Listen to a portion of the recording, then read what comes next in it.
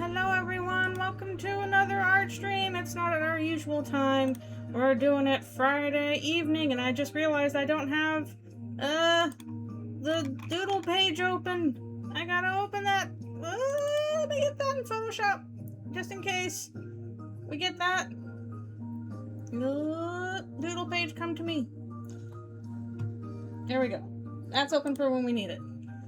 But in the meanwhile, hello, thank you for coming. Yes, so many books. We're back in this room again. Once again, we're back here because this location shows up multiple times. I already did it in like the ending, and now I'm doing the part where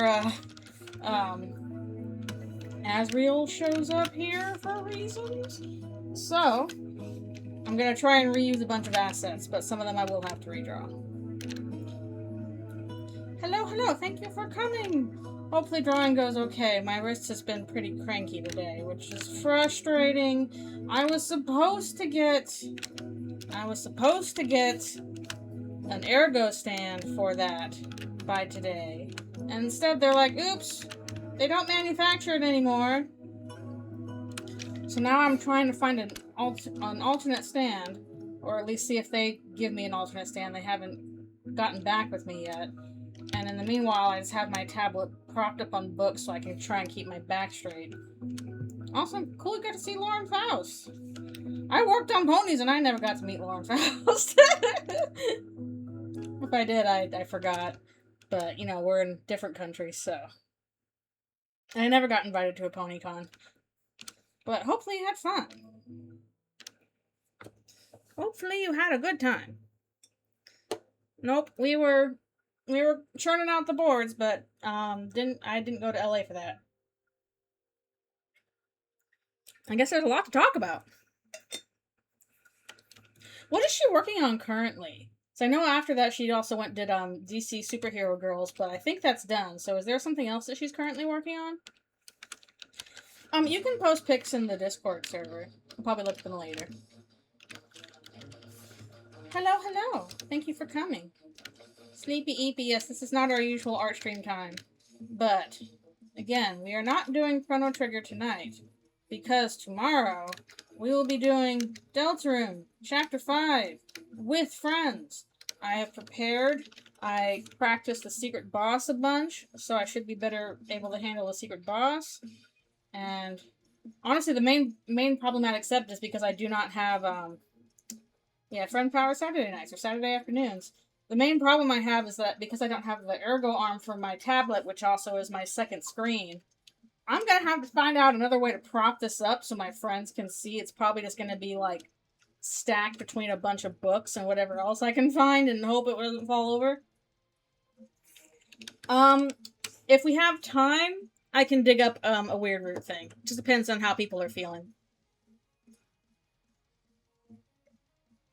I know it's not a long commitment. I will ask how folks are doing because one of the friends who is going to be over, she just got a new kitten who I got to play with this week, and oh my goodness, she has so much energy. This is an adorable kitten. So I know that she will want to not be away from the kitten for too long. This will probably be the longest she's been away from the kitten for a while. So if we have to stop when we have to stop, that's the way it is. But we'll see. If people want to, we'll look at the weird root as well. But hard to deny a kitten, because that is an extremely cute kitten. Like a little black Halloween cat. Again, I went over to like play with her this week, and I played with that cat for like 45 minutes nonstop. That cat still did not get tired. That cat had so much energy. Just the most friendliest little ball of sunshine and energy. So, I completely understand being like, okay, we don't want Meowdy, exactly. I completely understand, like, no, we gotta make sure Kitten's doing okay, because new friend, you know, I was the same way with Alfie's. I'm like, I can't leave her side. It's just how it is with a pet. I'm glad that doing well. Plays nicely with the other cats.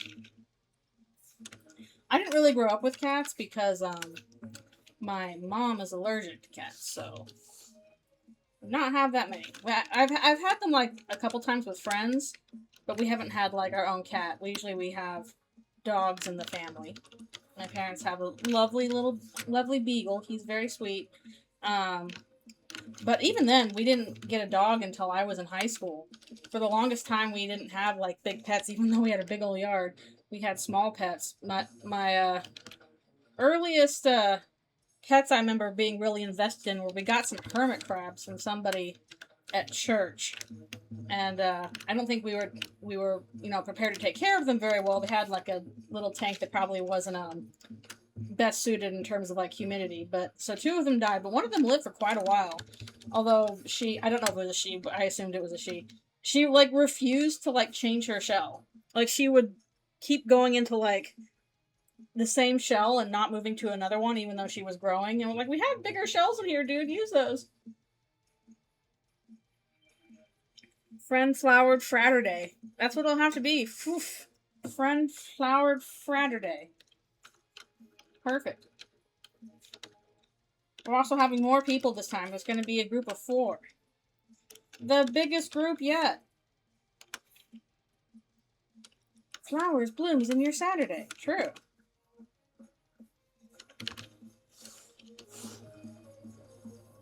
Good old flowery stems.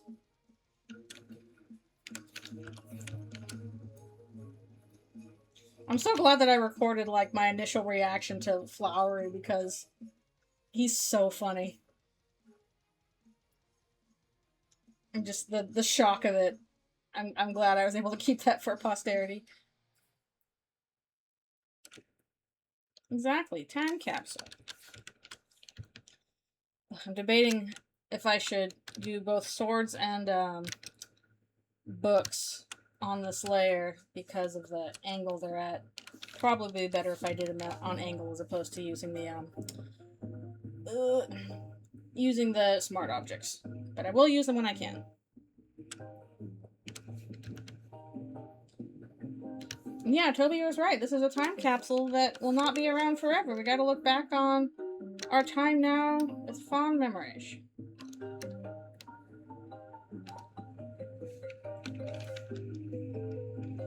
I know, that's what I was like, why is it playing an anime cutscene? Did something happen? It just starts. Even with like the Tenna cutscene, it felt like, okay, this is happening, but with the Flower one, it's just all of a sudden it's anime.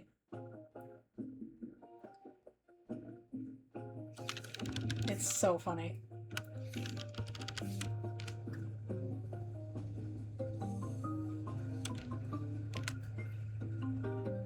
Yeah, when I was a little kid, our pets were fish and hermit crabs. We did not have doggies for a while. And then we got this super sweet dog. I'm sure I've told this story before. Our first dog we got when I was in high school. My brothers were younger. And she was a Christmas present. She had a red bow on her and everything.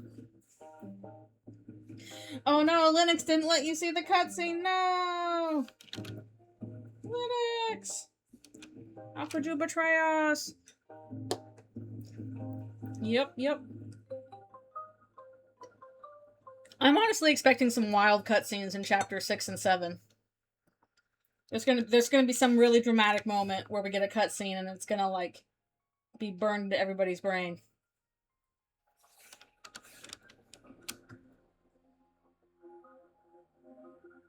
I am looking forward to it. So I'm trying to do these a little bit differently. Yeah, the Titan cutscene with the hand. Oh, that was so good.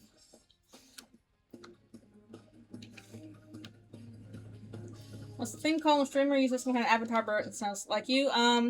Well, what I'm using is a PNG tuber. It's not a full VTuber, like it doesn't have animation or something. It is just primed to respond by, it's hooked up to the microphone and it's primed to, switch between various drawings based on what the microphone picks up. Like the actual VTubers that people use, those are those are hooked up to a webcam and they'll usually do something like track your mouth movement and your eye movement and respond to that. I don't want anything like that. I don't really want a webcam on me, so just the PNG tuber is fine, just to show me talking. But some people are much more invested and they'll do VTubers. I actually follow somebody who like makes VTuber sets for people. Like they draw all the components that you would need in a VTuber, because it's usually like some kind of puppet animation. And you gotta like kind of split out all of the puppet pieces so that they'll work together in the model, and it's pretty neat.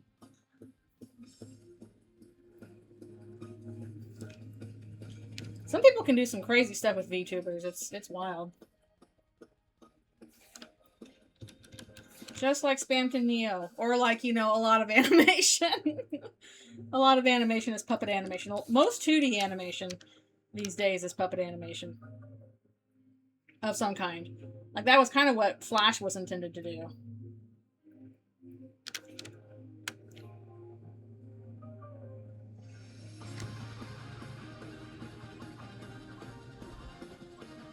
It's proprietary. That's wild.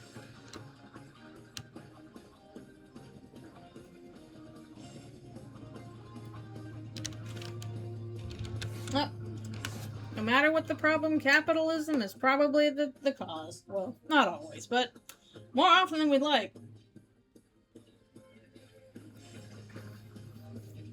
I know I should probably poke into Linux more. A million things I need to do. Never enough time. Even though I'm not currently employed, I'm still like, I gotta make a lot of progress. Oh, somebody's chatting in their video. I'm like, I gotta make a lot of progress on Eldritchrune. I've got so many parts of that left to do. And I've got, open commissions next week. Yeah, actually, I think it'll be next, well, not, is it this week or next week? I gotta open commissions in September. And, I was like, man, I kind of want to make some YouTube videos about Deltarune now. It's the stuff that's been on my mind. And I was talking with somebody else today, and I'm like, man, what would be really good for me is if I, like, took up Brazilian Jiu-Jitsu. So I should get better exercise, but, I probably shouldn't start anything that requires money, because, I just spent a lot on my credit card bill, and it sucked. I should learn Blender, etc., etc. Kind of why I'm kind of a little eager to get Eldritchrune done, so I'll have a bit more time.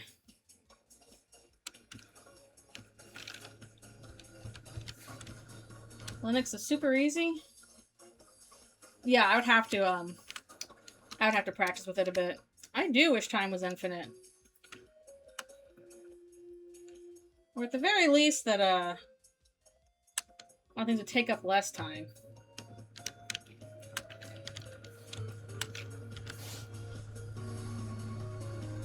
It's so funny because, yeah, especially when you're a kid, you're like, I got plenty of time. And then when you're an adult, you're like, I do not have that anymore. And I still want to do things like get a full night's sleep and stuff, because that helps. And eat decent food. Can't skimp on that.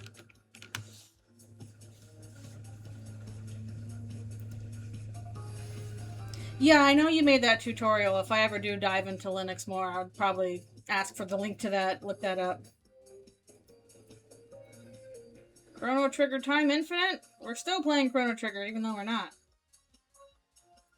No, you can't shake, dumb kid. The whole point when you're a kid is not to be productive. You're supposed to be allowed to, explore and be bored and do stuff that you want to do. It's important. It turns out it's important.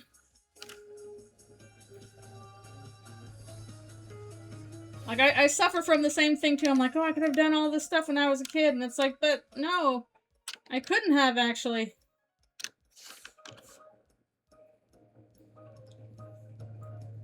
Back to being a night owl. I am not a night owl. I'm a morning person. A rare thing for an artist. I think most artists are night owls, not me. That's why I usually do the morning art streams, because I am usually up at 6 or 7 in the morning. Meanwhile, past like 10, I'm like, it's bedtime, good night. Be a productive child, otherwise you'll be late. You're supposed to have the freedom motif as a kid, true. Yeah, I can't do that anymore. I can't pull all-nighters anymore. I think, like, getting a lack of sleep was something that you're kind of, like, expected to do. when you're younger, but can't do it.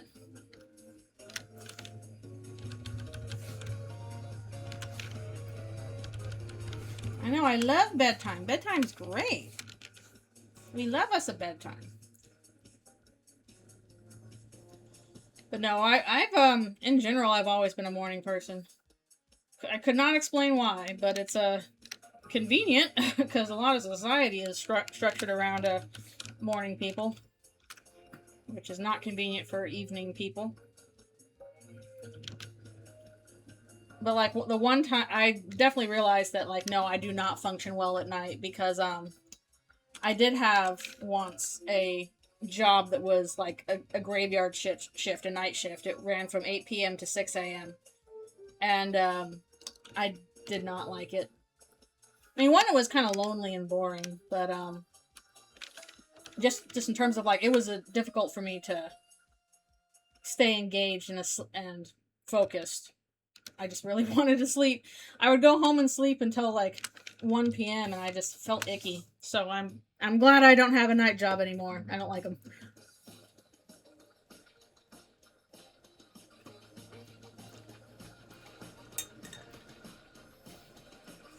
You have not. Oh, thank you so much for adjusting your schedule. Oh, thank you. Just for a drawing stream.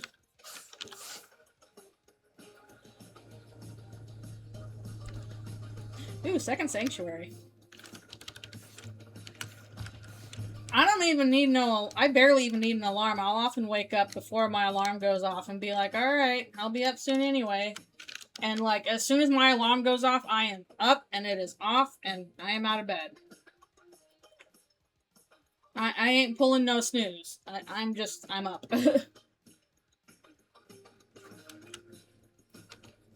Afternoon job? Like, afternoon isn't that bad. I've done afternoon shifts before. Stuff that goes from like actually, no, I've had shifts from like, 3 or 4 p.m. to like midnight. I used to have a job like that, and that wasn't too bad because then it's like, okay, I can go home and sleep. But middle of the night jobs, yucky. The one benefit to that job was I was working at a place that was very close to LAX.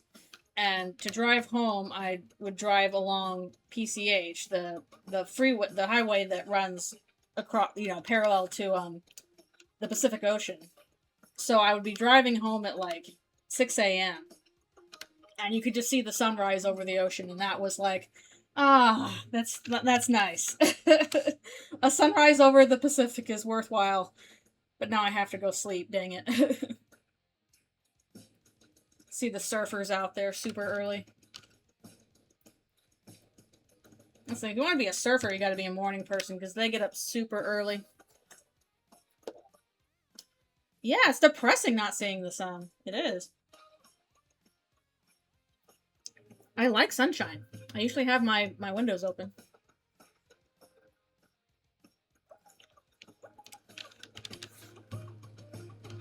I'll tell you what, like, maybe the reason why I'm so much into getting up immediately when I have an alarm is this one time I did like this animation summer camp, and I had like 2 or 3 other roommates in the room with me, and this camp went on for like a month.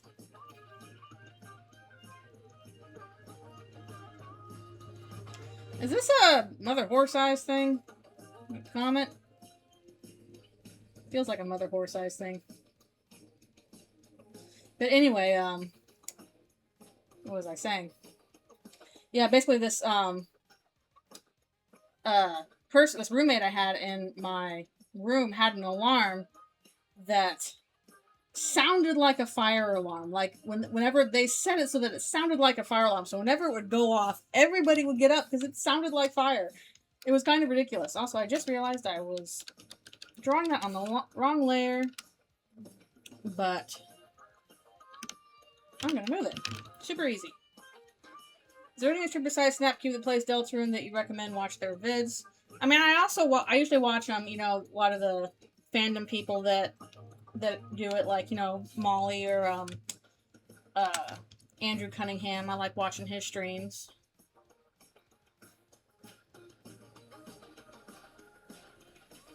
I think Snap Cube's really good because she's got like great voices and she laughs at all the jokes. Like, seems to really get Deltarune.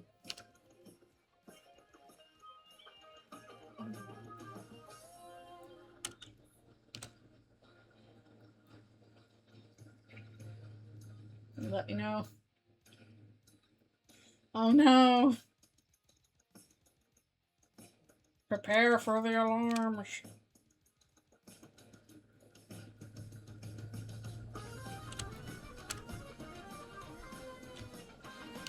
Prepare. I should probably do the book. The bookcase is gonna take forever to do.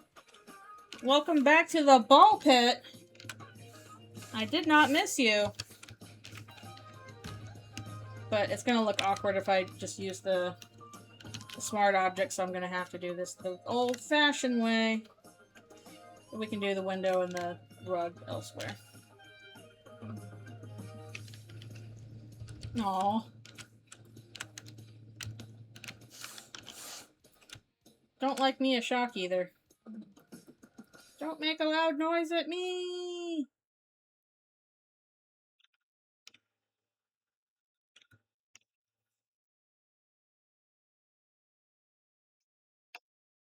Yeah, I don't understand. Like, I have 7 alarms and I just keep hitting snooze. I'm like, but why?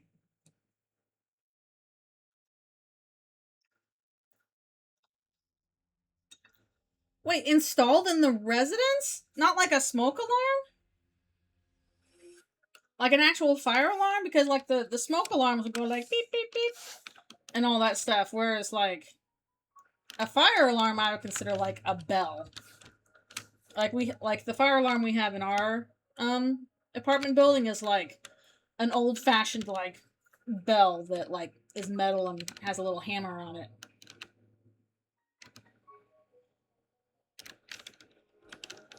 An actual industrial alarm to beep and flash. Holy moly, why is that above a bed?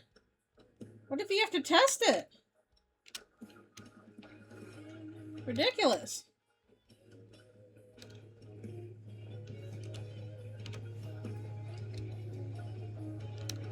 Beep, beep, beep. Pause. Nope. Our fire alarm is extremely old school, just like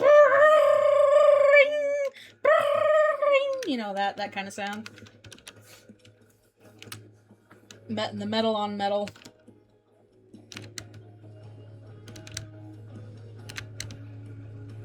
You can definitely hear that thing. Oh no! Terrible! Terrible yucky! We're gonna be spending time on this particular section because this is an establishing shot. We gotta establish and stuff. Don't neglect your establishing shots, they're important.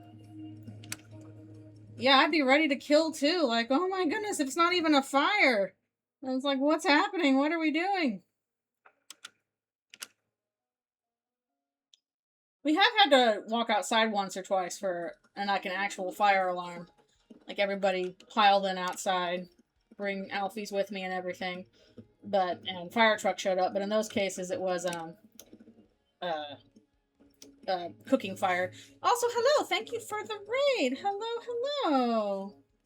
Oh my goodness, so many new peoples. Hello. Thank you for being here. I usually play video games on Friday nights, but tonight we are drawing because I'm going to be doing video games tomorrow. Hello. Thank you for coming. If you're new here, hello, I'm Lynx Griffin. Again, I normally will play video games of various kinds on Friday nights. It's friend-powered Friday nights. And then usually Sunday morning, I do art streams, which are very fun, like the kind we're doing right now. But we have moved the Sunday art stream to right now because tomorrow we're doing a special stream of Deltarune Chapter 5 with friends. That'll be Saturday afternoon. That's very much a, oh boy, we finally got, 5 adults together at the same place and same time, so we gotta take advantage of that. And we'll be finishing up the latter half of Chapter 5, because we already did the first half of it. And that's a long-ass chapter, but thank you for being here. The pizza bill will be ruinous, that's true. I already paid my credit card this month because of how much I spent on this tablet, and I'm like, oof, okay. Even science cannot predict the possibilities of. It is. I've played D&D. I know how difficult that is. So you gotta wrangle, folks. So I'm like, okay, this is the time and day that all of us can get together. It cannot be wasted. Here I go. And we had to split chapter 5 into like 2 parts because I'm like, this is a really long chapter. People aren't going to be able to make it through the whole thing. Like even last time when we did chapter 4 and 3 separately, like even then people were getting super tired. So when we got to chapter 5, I'm like, okay, this chapter is really long. We're going to have to split this into 2 parts, which we did. But basically, we'll be starting up at like the start of Flower Castle. Meanwhile, we're back in ball pit territory with having to do so many books, but I can't do the smart object with this. I gotta draw them from this angle.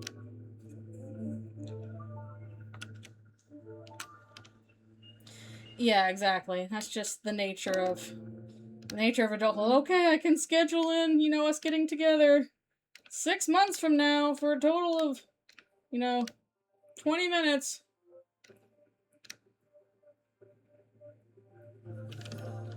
Well, we do have some friend stuff going on later this month. I think we're going to a concert. It should be fun. Probably can't afford that either, but at this point I'm like, whatever. I need to actually socialize when it's something I want to do, so let's just do it. And you gotta do friend birthdays.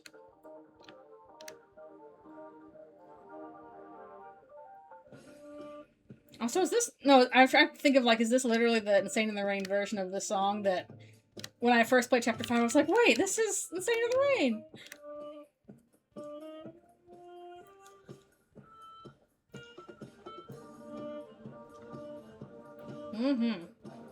I did them Zoom calls, too. Oh, this bookcase is gonna take me forever, and I probably need to do my stretch break soon. I'm kind of wondering how far we'll get into backgrounds with this, just with this one shot. I've already done like 2 pages of this, this section, but establishing shots will get you, man.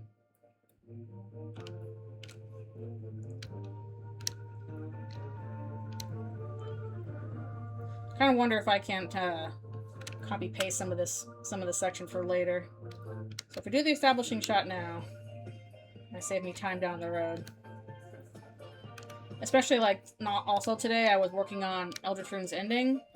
I'm in like the last 6 parts now. I need to do layouts for those. And because they all take place in the same area, my hope is that, okay, if I do all the layouts first, I might be able to plan around which backgrounds I can reuse and basically like have way less drawing to do if I just copy paste a lot of the backgrounds. But I gotta do the layouts first and see where everything is.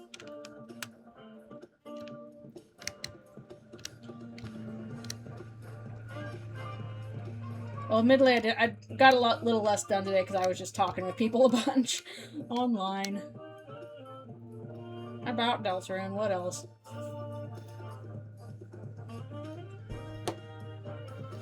Yeah, you gotta find your time-saving options where you can. Honestly, what I keep thinking, what I keep wishing is, like, I don't think I'm well-versed enough in this to do this right now. I really need to get the hang of modeling again. But what would really save my bacon is if I made a model of the whole set in Blender and then just, like, did screen caps of it and traced the screen caps. Like, that's such a time saver.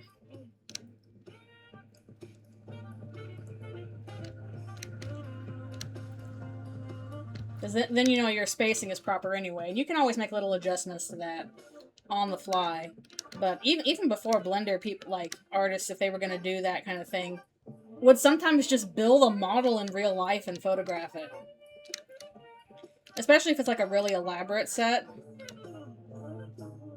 It's just really helpful to do that. Maybe I should wait until, Okay, but before we go on, let's do our stretch break. Yeah, that's the kind of stuff my brother can do. He can make really cool models. That is partially his job. And if he puts his mind to it, he can like, yeah, basically design and build these miniature models that look frankly amazing. I think a lot of that happens in the computer now, but he can and has done it by hand.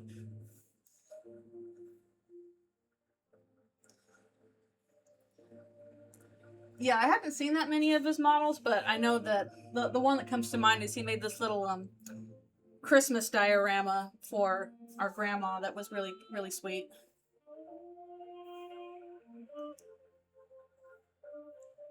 Of just like a little like Christmas hearth fireplace.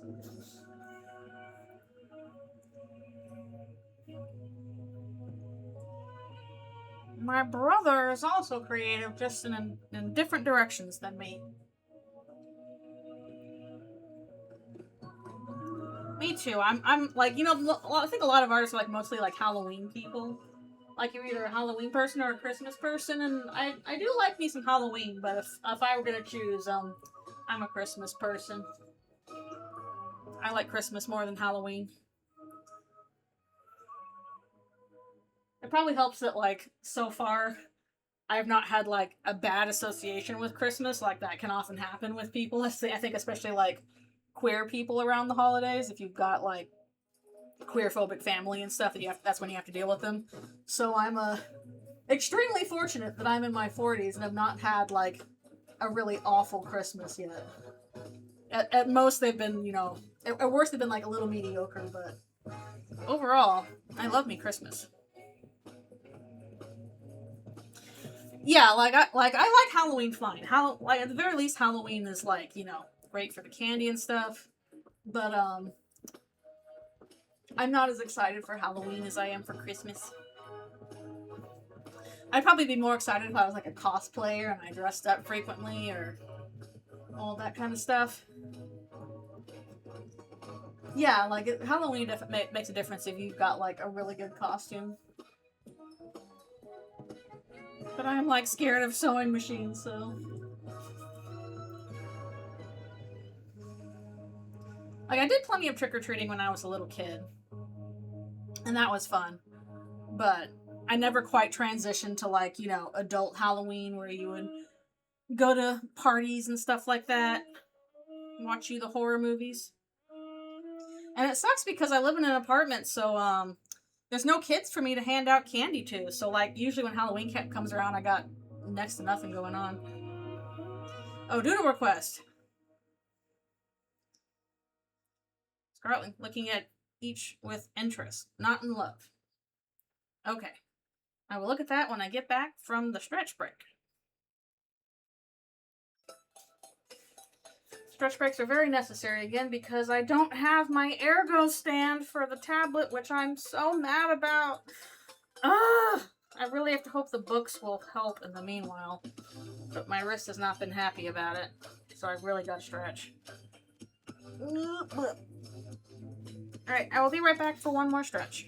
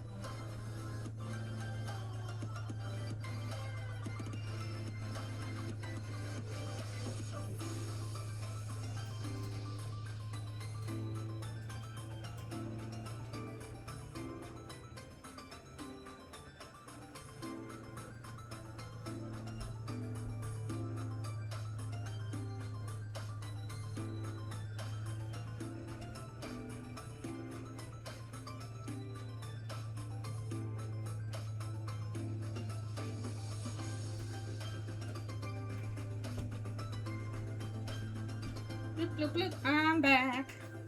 Alright, if you're new here and wondering what that is, I get up and stretch every half hour. I pretty much have to because, much like Toby Fox, I have an ongoing wrist problem where I have wrist pain from overworking and stuff. So I do constant stretches for that. And some of them involve me having to get up and, like, push against the wall and use stuff on the couch, so I am actually AFK. Alright, but now we're back. Let's see. Okay. When it comes to doodling characters, often is... yes, you can message via Discord, especially if it's, like, something I'm not familiar with. I just need, like, a reference. Either if you can send it to me, like, over Discord, that's great. If not, something I can, like, look up quickly on image search is helpful. Yes. I was answering Maxwell who was asking about if you're doodling something that's not DRUT.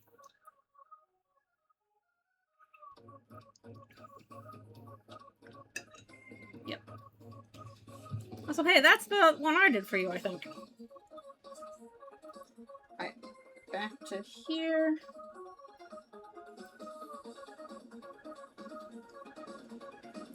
Back in action. So they're just looking at each other. Which I'm gonna do Solano on this side.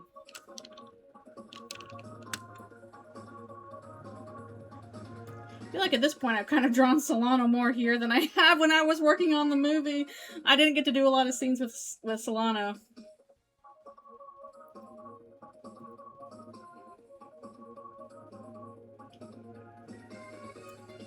Which is kind of funny when I think about it.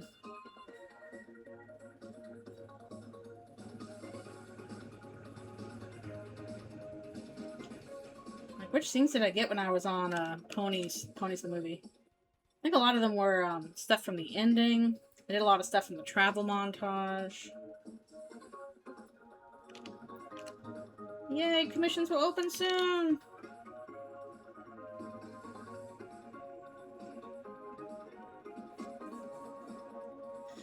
It is ironic, don't you think?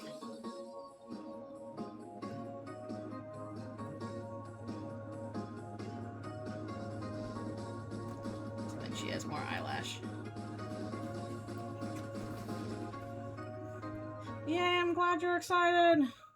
Yeah, I'll open those September 1st, so be on the lookout. I get the feeling they might go quickly. And I still don't know if I'll need to open them in October or not. It depends a lot on if I hear back about work stuff. But if they do not get back to me with other work stuff, then I'll definitely have more available in the future.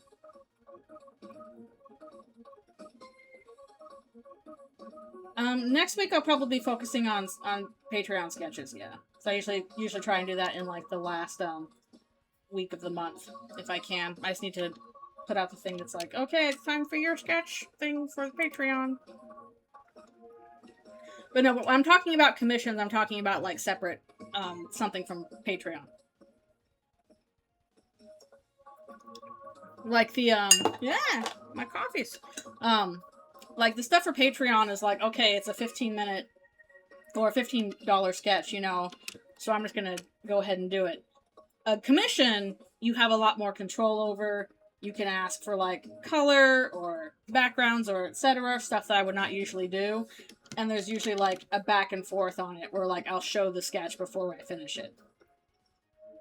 But commissions are a bit more involved than the Patreon stuff, which is like, okay, this is the $15 reward.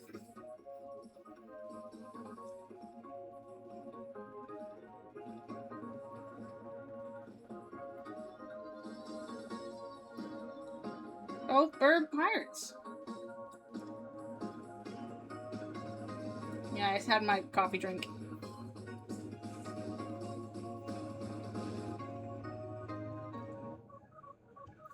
Yeah, exactly. The usual commissions are more expensive, so, that is why they're that way.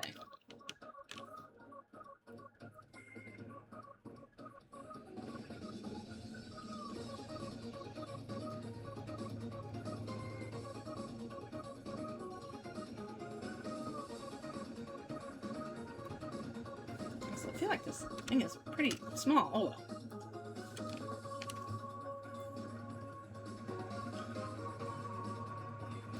Again, you can ask for whatever you want on Patreon within reason, which is usually no more than like 3 characters. Otherwise, it's stretching it a little bit.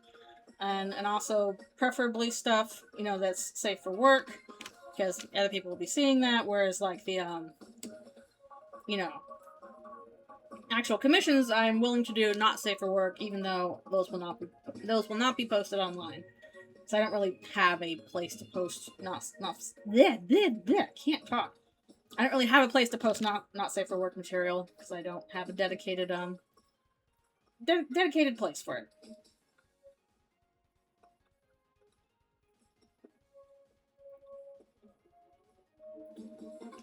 Evil for work, dun dun dun.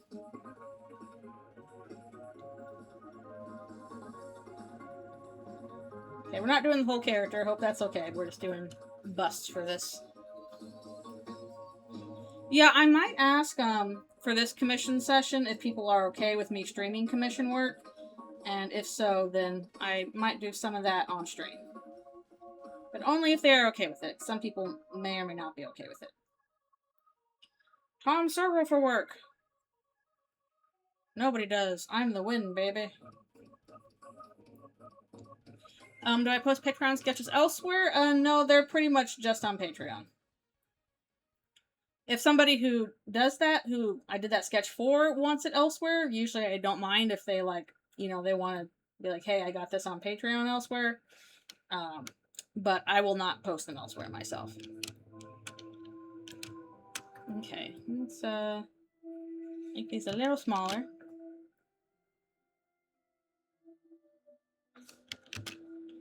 Oh, let's see. Muppets. Can you do your choice of favorite Muppet? Oh, I can, absolutely. I will do a Muppet that I actually role-played as in roleplay games back when I used to do that. So, let me go look that up. Get over here, computer. You'll probably be surprised. I mean, it's hard to go wrong with the Muppets. There's no bad Muppets, but I love this guy. He is so funny.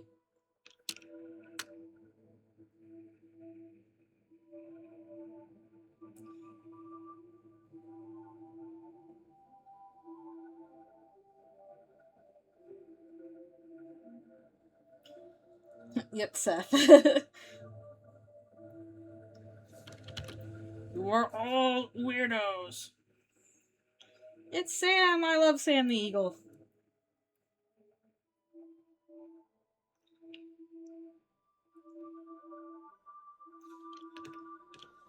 Yeah, I'm glad people immediately got it. This weird little unibrow. Very quick sketch of him.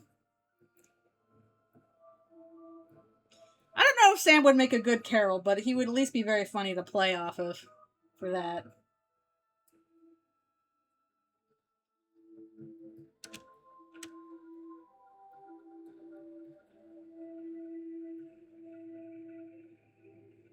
Do love that bit in Muppet Christmas Carol where he's like, it is the American way, and then Gonzo has to talk to him. He's like, oh, no, it is the British way.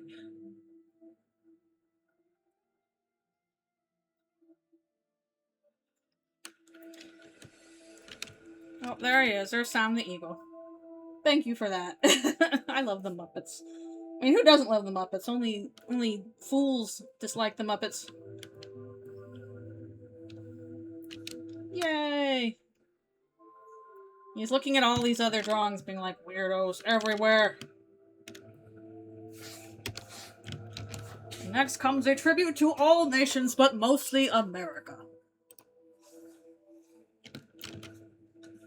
So there we go. Got some Sam. Now we'll finally get back to the books. Sam's probably more interesting than the books. Is this literature suitable for all audiences? My one problem of Switching between Photoshop and this program is the zoom tools are completely different. What's going on with ER Susie? She's eating moss off of a roof. She found some moss on a roof and she's eating it.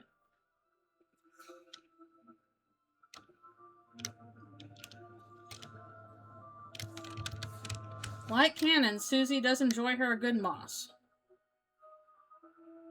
And Chris does too.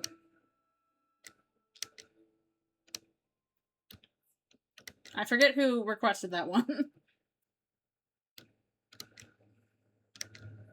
That is the one problem with the request page. It's like, who did these? I don't know. I'd have to go back and check.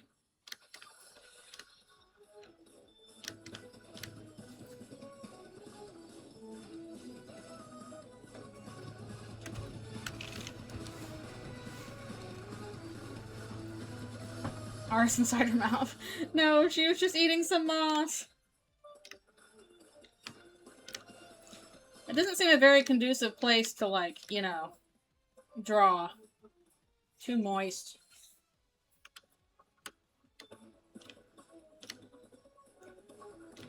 Not great for your plein airs. I should do some more plein airs. I haven't done that in a while. It's part of my problem, though, because of my storyboarding stuff, I lack the patience to, like, alright, now we're gonna sit down and draw one thing for a while. And my dumb brain is like, well, I've been working on this for, like, a whole half hour. Oh,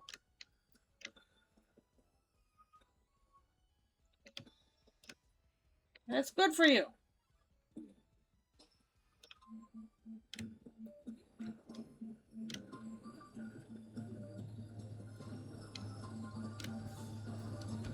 I do find it interesting that, like, Noelle ended up with rings as her weapon, because I think the weapon I gave her in Paper Trail was paintbrushes. That she would, like, paint stuff sometimes.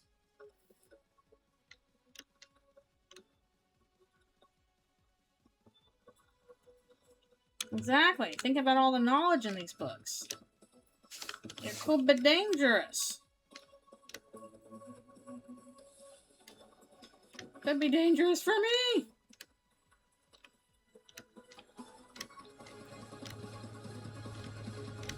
Man, it's much easier to do these kind of you know, flat lines in this program than Photoshop.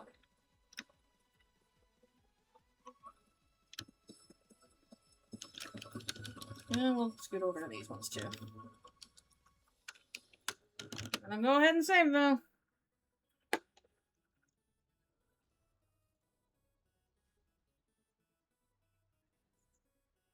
This is like the second time I've had to have a scene with Asriel just surrounded by books. And it's like, this is why I haven't done a lot of Asriel scenes.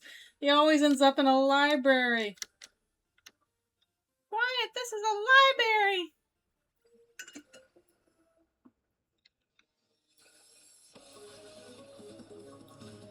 Oh yeah, you gotta love your public library. My public library is like a 10-minute walk away. It's super convenient. Although again, what I usually end up getting from the library is audiobooks, because I don't have time to, like, actually sit down and read, but I do have time to listen to a book while doing other things.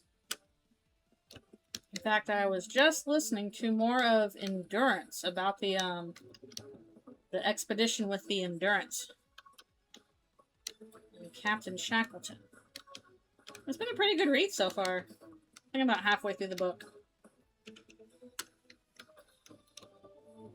I do occasionally like me some nonfiction.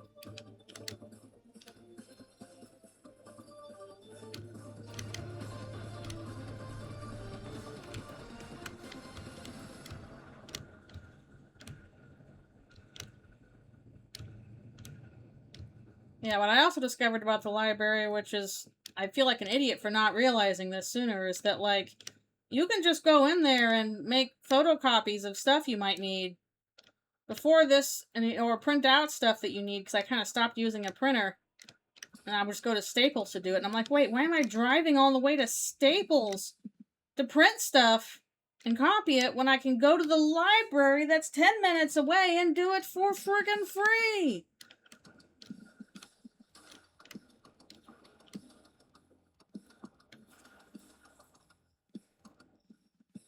Yeah, like some history and nonfiction is nice. I like that. History can always be made interesting if you got somebody who's good at telling it.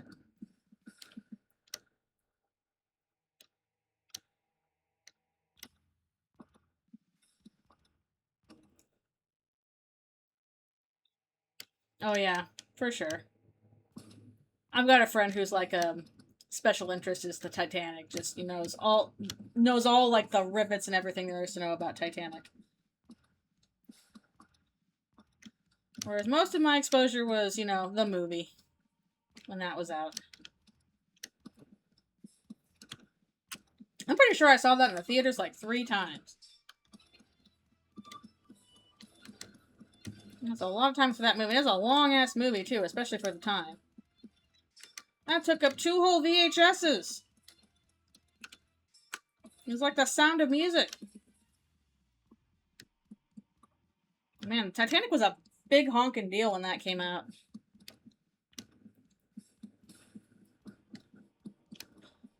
People hadn't really seen much like that before, at least in terms of disaster movies.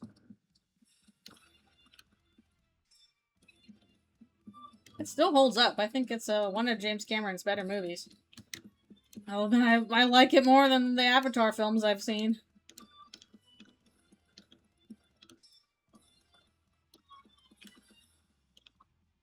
Yeah, and again, probably one of the reasons why Titanic works so well, same reason why The Abyss works so well, is that it is in James Cameron's happy zone, which is, I'm going to film so much water. How can I come up with a movie that has so much water in it? I really need to film stuff in the water. Titanic was great for that.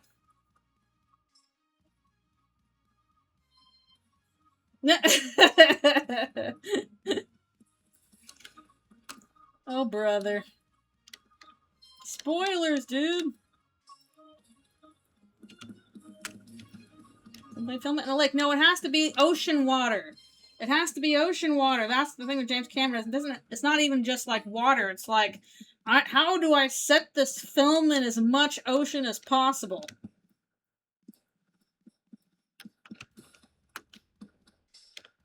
And that's why The Abyss is like that, and why Titanic is like that. Oh yeah, like the guy is pretty well versed in like deep sea diving.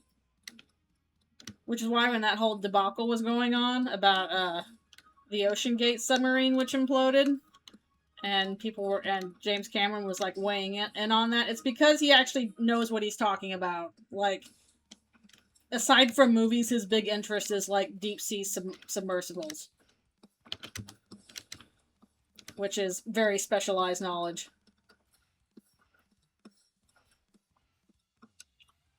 People were crying in the theater not just because the boat was sinking, but because of the melodrama of the people on the boat. That was the actual smart decision that he made about the movie, was that it was not about the boat sinking. The boat's gonna sink. The smart decision was focusing on the characters on the boat and why the fact that they all died and it was a big tragedy. Like, that's why it matters.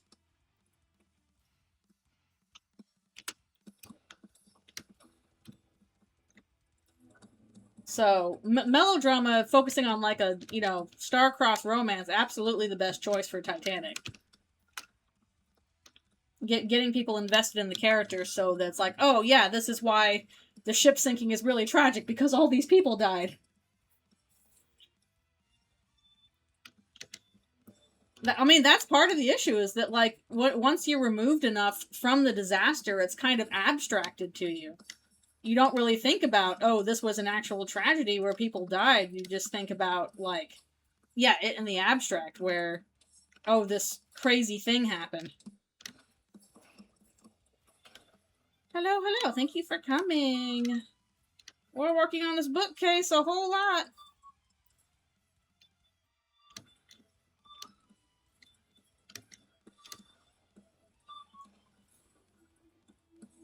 No game, only draw. Yes, we're doing draws today because tomorrow is going to be Deltarune Chapter 5 with friends! Nope, we didn't finish Chrono Trigger. I still have Chrono Trigger to do. But we are changing it up so that it is art today because I'm not going to do the art stream on Sunday because tomorrow is going to be Chapter 5 with friends. We've already done the first half, so we're going to do the second half. That's going to be pretty much everything from Flower Castle into the ending. I've done some practice with the secret boss, so that hopefully that will not take a long time. Because last time I kind of got stuck on Garrison.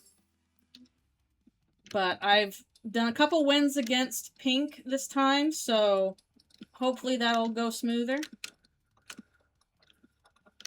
Again, probably my main problem at this point is figuring out how to prop up my tablet because I don't have the ergo arm.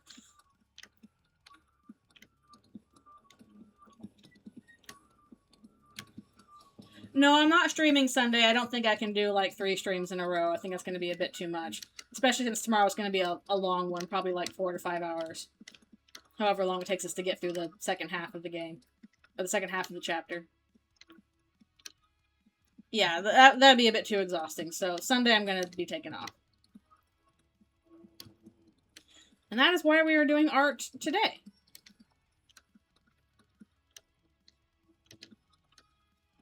Hello, hello. Thank you for coming.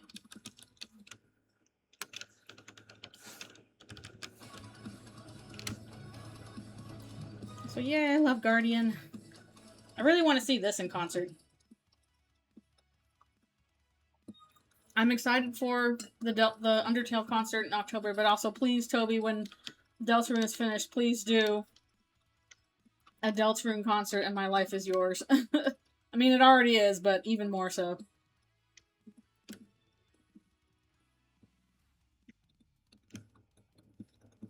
Yeah, someday I'll escape bookcase hell. Not quite as bad as the ball pit, but it gets up there. Yeah, that is the one problem is like, okay, how do you decide what to include in the concert? Because it's way more music. And there's so much good stuff. We'll just have to have 2 concerts.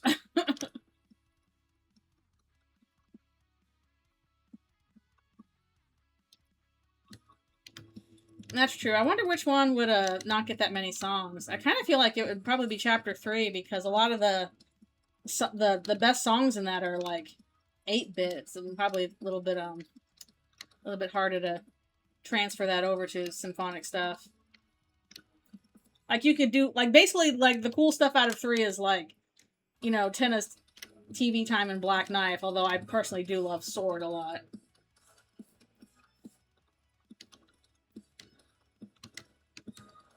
No one is interested? No! That's stinky.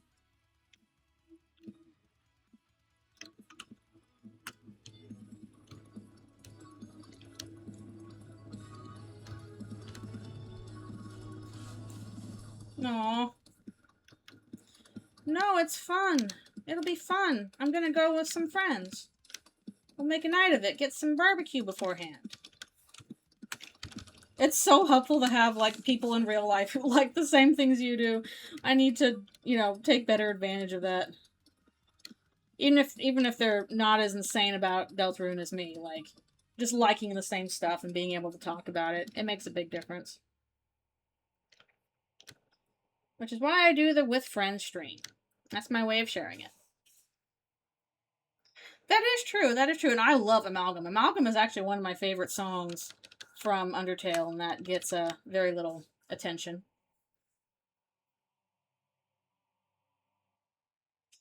Oh no, backlash, no! I'm sure it'll be fine. I am interested to see it again, because I think my read on Susie's mom is pretty different.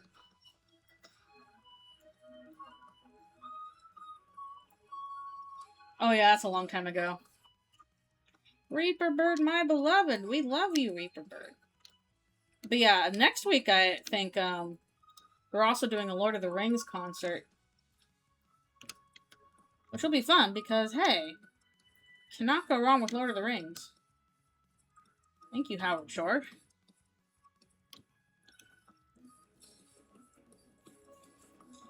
I want to see the big dun dun dun dun dun dun dun dun. You know what I'm talking about? Like, that's gotta kick ass in a concert.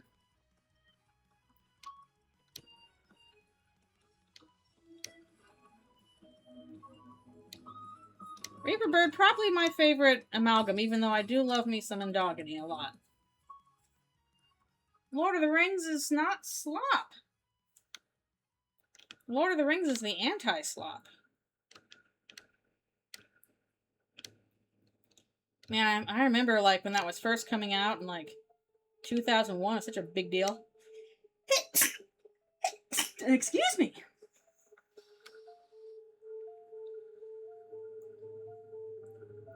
Yeah, exactly. And you never know. You might find somebody who's nearby who, like, you meet online. That has happened to me multiple times. Yep. Reaper Bird's just heckin' cool.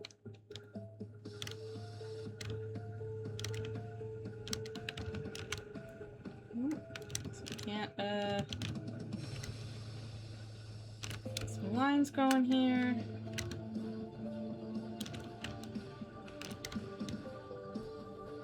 Whee! We're almost free of the bookcase! Yay, yay, yay! Goodbye to you, bookcase!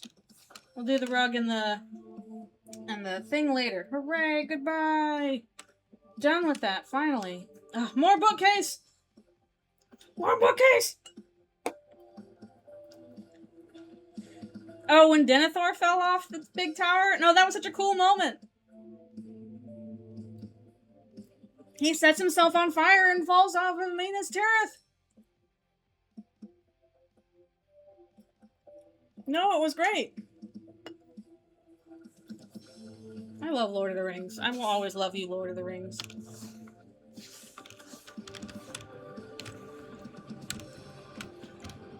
And it was also such like a tragic moment because in the last minute he realizes that his son is still alive and then he burns to death. You haven't seen Lord of the Rings? The movies? You haven't seen them? Really? Really? Wait, really? Okay. Okay, please. Please, as a millennial, please, my Zoomer friends, please do yourself a wonderful favor and watch Lord of the Rings. Whether or not it's the extended edition, it's all good. Like, those are...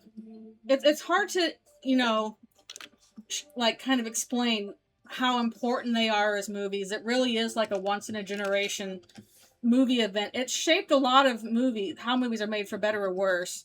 What makes Lord of the Rings so special is just, like, how sincere it is. How so much effort went into its production, went into its characters, went into, like, how everything works in it. It is, just an absolute commitment of filmmaking. And it really shows. It's hard to describe, like, what Lord of the Rings means, especially if you weren't, like, kind of around in there when it was coming out. Like, I was, you know, high school, college when it started to come out. And, they really are something special.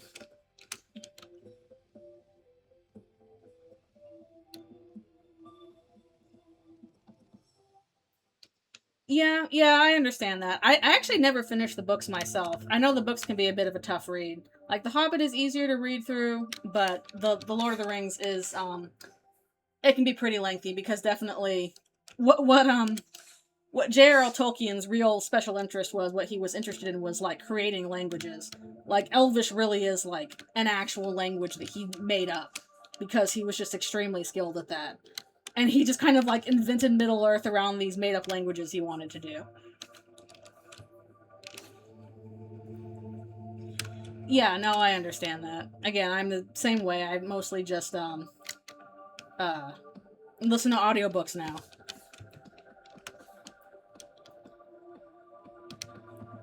But yeah, the thing about Lord of the Rings that I think is really important, and that I do hope younger generations absorb, is that in our culture nowadays, which is very saturated in irony, and is very irony poisoned, Lord of the Rings is deeply sincere.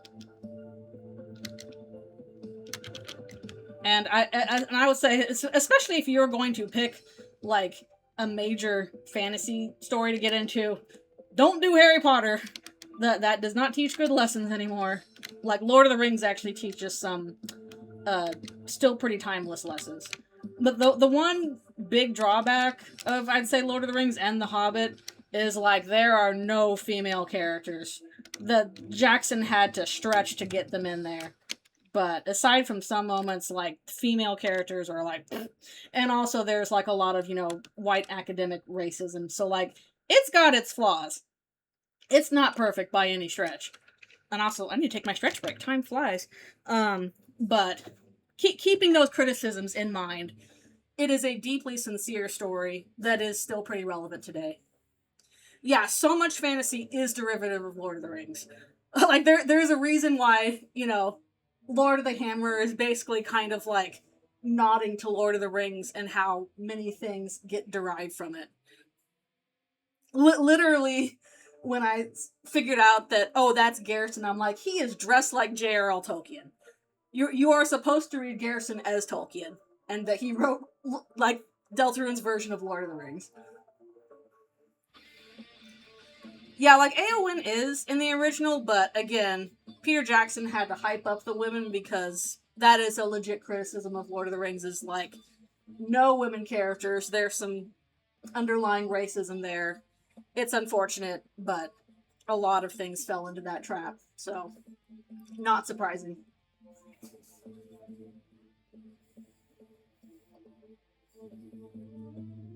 Yep, he made up orcs pretty much.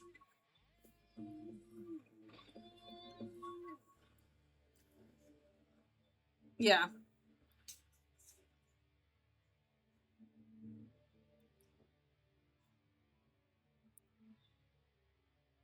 Oh yeah, Lord of the Hammer, absolutely based on Lord of the Rings. And again, Garrison is dressed like J.R.R. Tolkien. That was something that stood out to me pretty quickly. I don't know if a lot of people picked up on that, but I saw him and I'm like, he's dressed like J.R.R. Tolkien. He's just Tolkien in this universe. And I think that kind of works well in terms of him being a Tolkien XP, is that his whole thing is like, you have to tell stories with sincerity, and that's what Lord of the Rings is.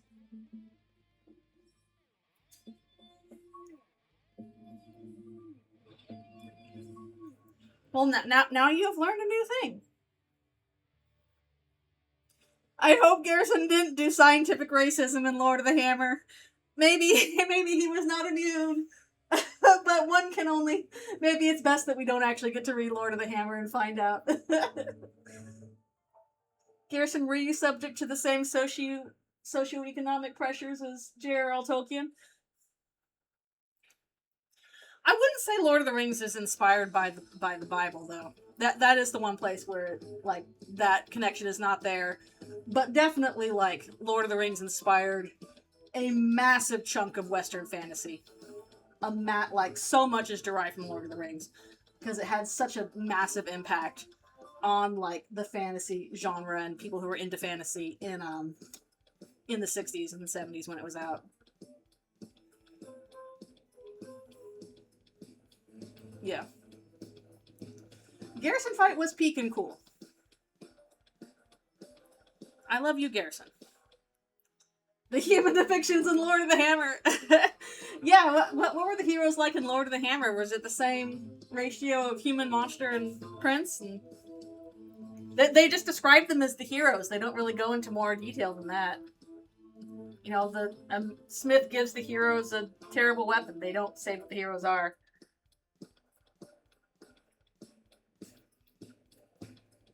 Oh yeah, it's definitely fascinating also to compare, like, because, like, Tolkien and C.S. Lewis were friends, and they were pretty much both, like, Christians who were writing major fantasy stories, and they would get into fun little arguments about, how to approach their fantasy stories. I went to the pub where they used to hang out.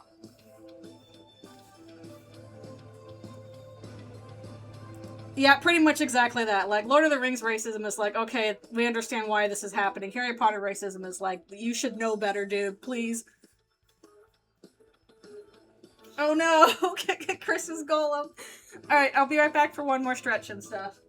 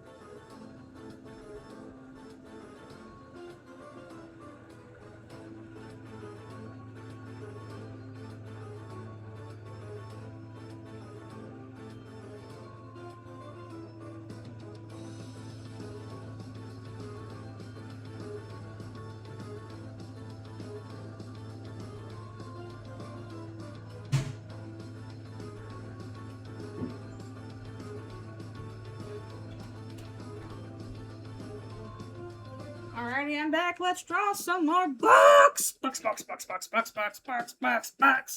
Are you ready for more books? Because I'm ready for more books. Actually, I'm kind of wondering, can I do this one flat? Maybe I should, no, I should probably go ahead and draw it. Let's just do it. Let's just do it.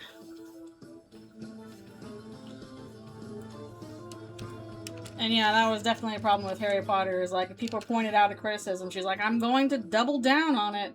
Oh, I don't want to talk about her horrible turfy ways. Go download Amnesty International's report on transphobia instead. I tricked you into watching me draw rectangles! Ha ha! Look at all these rectangles! You're gonna have to pretend this is exciting! Well, hopefully next time we'll have a more exciting thing to go over. I'll probably do some more character work next time. But I gotta do backgrounds so that we can show Asriel freaking out over some books.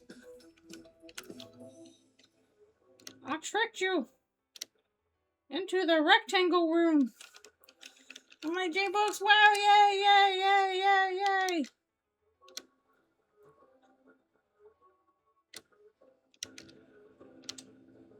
Take a look. It's in a book. A reading rainbow. I can do anything.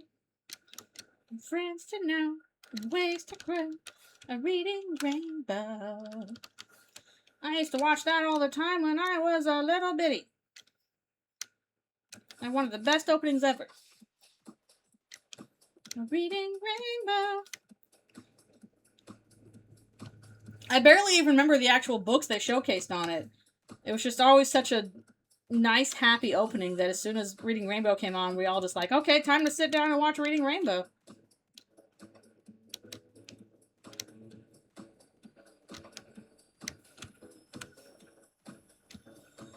That, when I was a little bitty kid, watched a lot of, Sesame Street and Mr. Rogers' Neighborhood. Mr. Rogers' Neighborhood was so good. A while back when that kind of pseudo-documentary came out about, Fred Rogers, I went and, saw that in the theater, and it's probably a good thing I went by myself because I was just sobbing my eyes out for like half of that movie.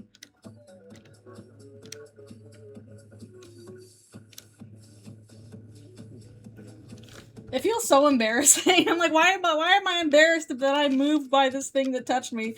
But especially when you're in public, you're just like, I'm crying a lot, feelings a lot.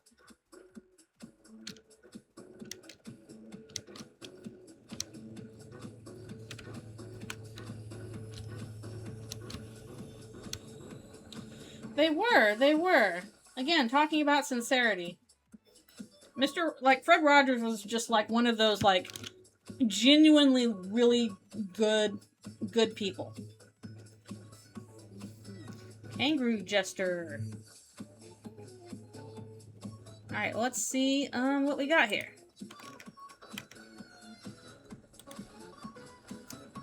Accept DM.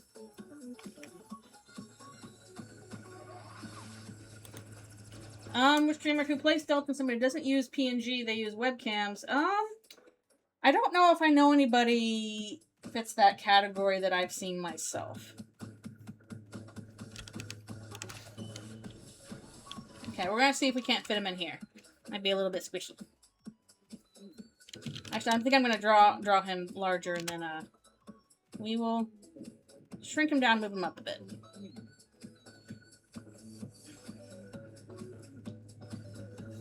I'm sure there's somebody out there who fits that bill, but I don't know personally. Someone who does like webcams.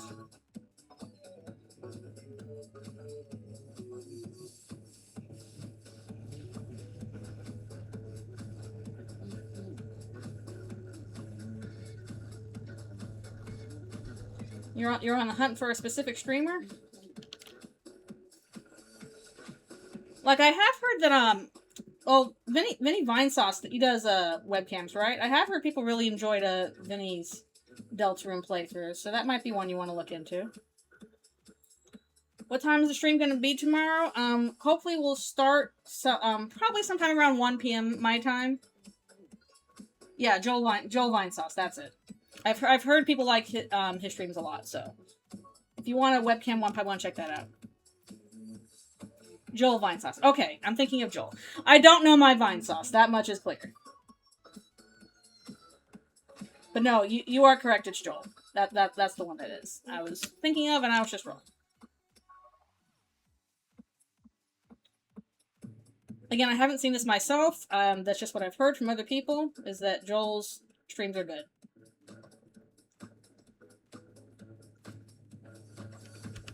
Vinny does not do Deltarune. Gotcha. I'm learning. Listening and learning.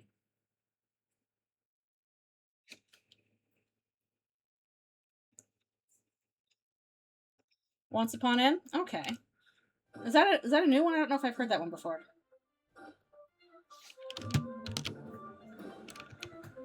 I love this version of Spear of Justice. Fun fact, I was listening to the song on repeat a bunch doing certain action scenes in the Ponies movie.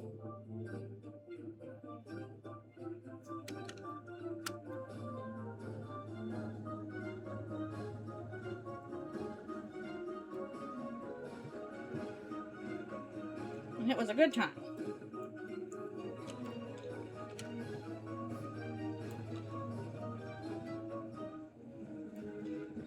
Yeah, I probably do need more good streamers to watch. I was big on a Psyculturalist playthrough for a while, and then, I don't know, he totally fell off when he got some stuff in Chapter 4, and I haven't even bothered to check if he did Chapter 5, because I was just like, dude, how did you miss the mark so bad on this analysis? I was really kind of upset and shocked by it.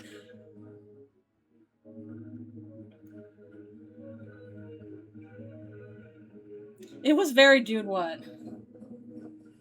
Especially since the analysis was like so strong in his Undertale playthrough. I don't know what happened.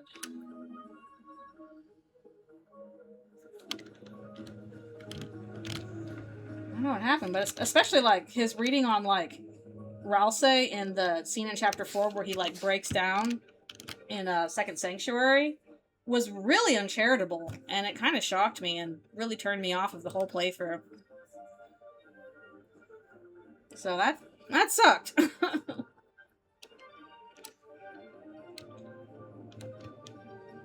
Especially with what we know about Ralsei now. He developed.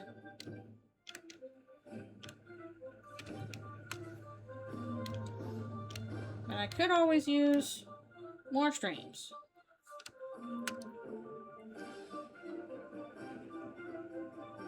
I don't think so, because this is, again, this guy's whole shtick was being a psychologist and, like, analyzing the characters in a psychological manner, like applying psychological concepts to them.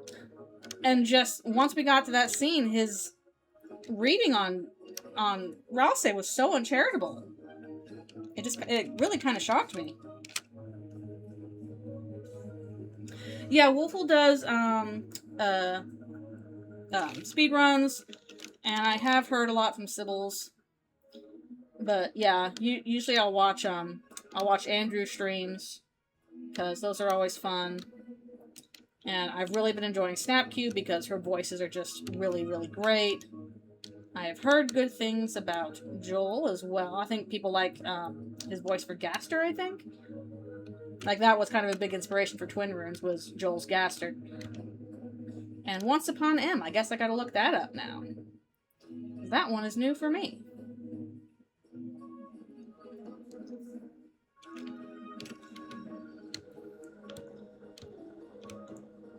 Yeah, I've got plenty of streamers I follow. I just need to actually tune in more often. The blind playthroughs are what's fun. Yeah, for sure, for sure. It's always just really great seeing, like, you know, people get to something that you're excited about and you get to see their reaction to it. Again, that's why I'm doing the stream with friends. Because I love seeing my friends' reactions. It was so fun when we got to Flowery last time and some friends just exploded about him. It was so funny. Chairs were shoved over. She's on chapter 5. Wow, blazing through. With the weird dialogue of how...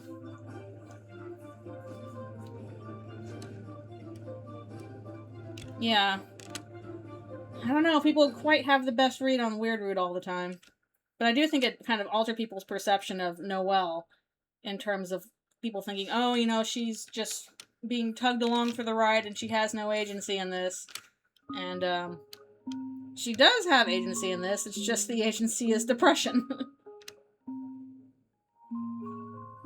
And dissociation. And she has been having a really hard time, but she's been putting on a brave face through a lot of it. Yeah, nope. That was her demanding stuff. I'm very curious to see what Noelle does in the future. In the normal route, again, because I really want to see her use her game-breaking powers herself and not rely on the player for them, because I think that will be deeply, deeply interesting.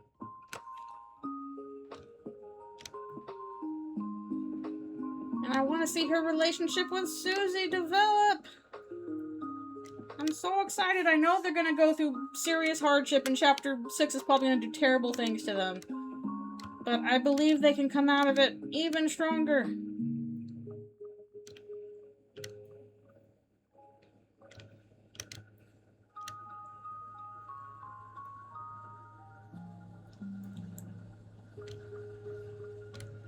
I do find it very interesting how people kept having this read on Suselle, like, oh, that's the prophecy-ordained, you know, ship. That's something that the player is forcing on the characters because of our presence here. And it's like, the opposite is true, my dude. The whole deal with Susie and Noelle getting together is that they do not and will not use your input on that. They can do it, they will do it themselves no matter what.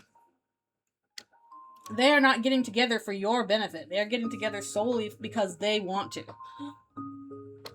This is the opposite of a player mandated ship. Heck, a lot of the stuff, you know, with them is in fact hidden from us.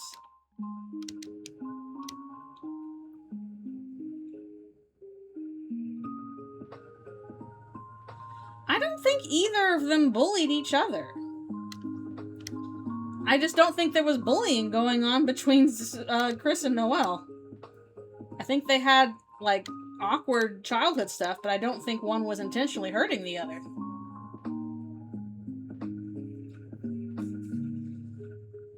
Yeah, like, I think we're gonna get strain in Chapter 6 for a number of reasons, but not enough to, like, destroy the ship or anything. Okay, pranking is not the same thing as, like, bullying. And we do know that Chris pranked her a lot. But we also know that the reason why they did that is because she enjoys being scared. They picked up on that with her. Susie does the same thing. She also does pranks with Noelle to scare her, and she likes it. They both figured that out.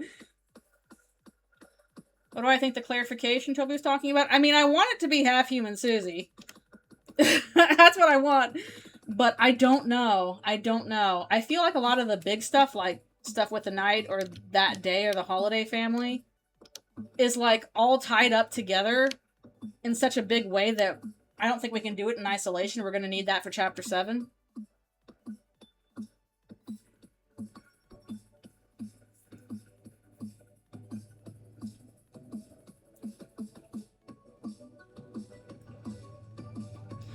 I'm not sure if it needs to be earth-shattering.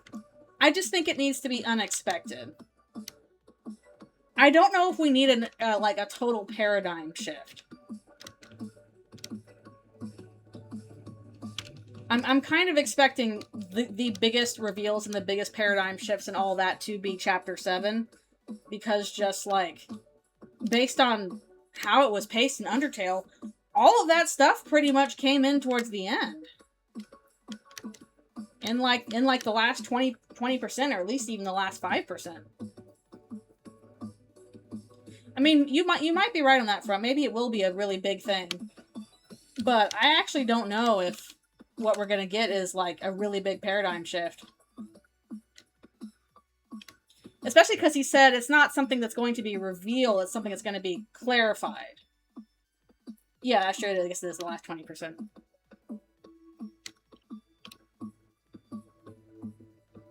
Like the phrase clarified kind of reads as something that's not of as much consequence as we might think, at least to me. Yeah, clarified is crazy wording.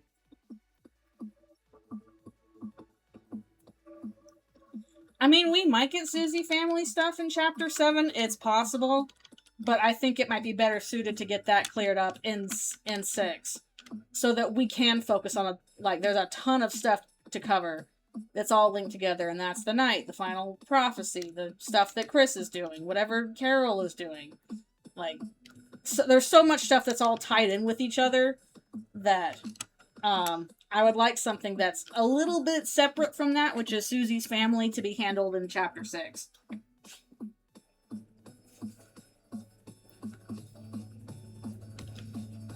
And yeah, I agree. I think it's something that would be surprising, but I don't think that necessarily needs to be something big. I think we can get a surprise without it being like a massive paradigm shift. Again, it might be something really major. It really might be. But, I'm not fully convinced that it's going to be something totally mind-blowing that, like, holy crap, this changes everything kind of thing. Something can still be surprising without being the biggest sea change, basically. But we'll have to see. Again, it very well could be a situation where it is that big.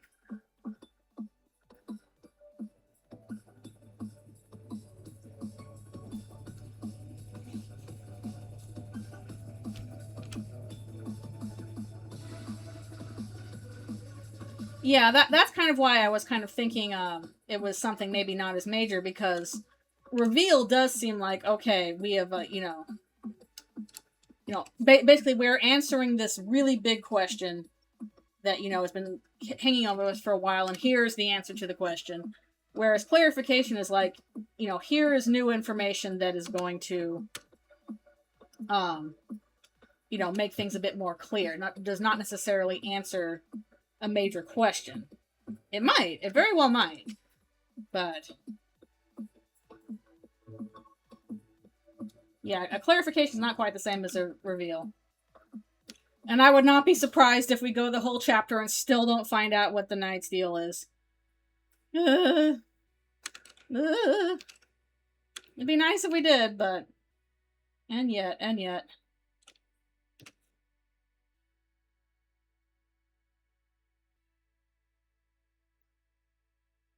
We've gotten a few more things about Susie's family. I think one of the more relevant things in chapter 5 was, where we just saw Asgore acting a little crazy, and Susie goes, "Oh, so your family has, problems too." Which indicates then that her family has problems.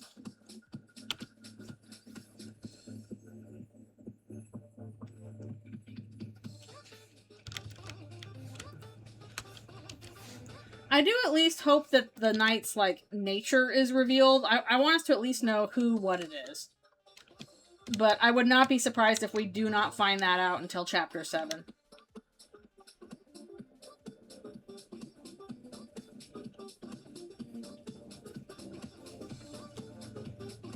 A 1,000 more years of night discourse upon you! Fools!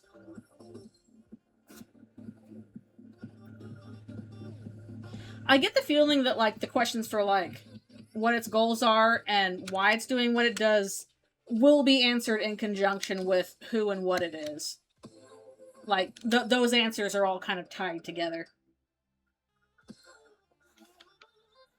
Yeah, I do have covers of Megalovania going back to 2017. I've had this playlist running for a decade at this point. A clarified thing is Gaster. I think that'll be a chapter 7 thing too.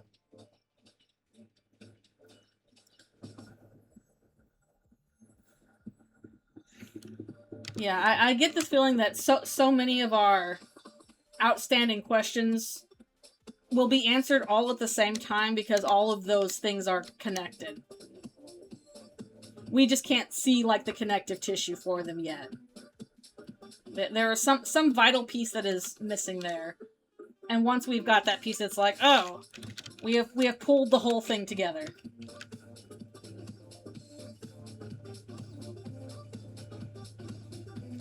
Why do you want us, mystery narrator? Aside from, please play my game. Thank you so much for playing my game.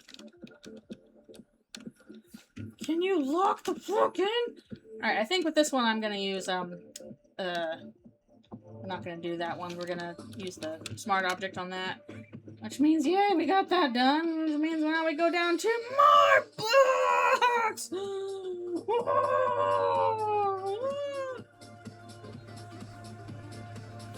I know it's gonna sneak up on us so fast! That's why Toby said this time is precious. Enjoy it while you can. Seth would be so envious. Seth, can you draw my books for me? I don't know, I think Susie's family, we don't have to see them or meet them, but I think it's gonna definitely inform her character. The same way that, the holidays and the dreamers help inform, Chris and Noelle's characters quite a bit. I don't think she can really be separated from that. Again, we don't have to meet them in game, but at least an understanding of, what her family is like is going to help fill out who she is as a character. Because, again, we've got the same thing with, Chris and Noelle, and how we know a lot about their families, and we can tell how their relationships with their family have shaped who they are and how they see the world. Cherish it before the sun goes down. No!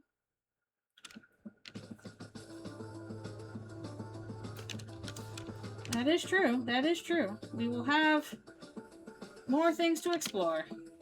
And the fandom will continue on, just in a different form. Just like it did with Undertale. I still want to do my big project once the whole game is out. I've heard Indicopia is good.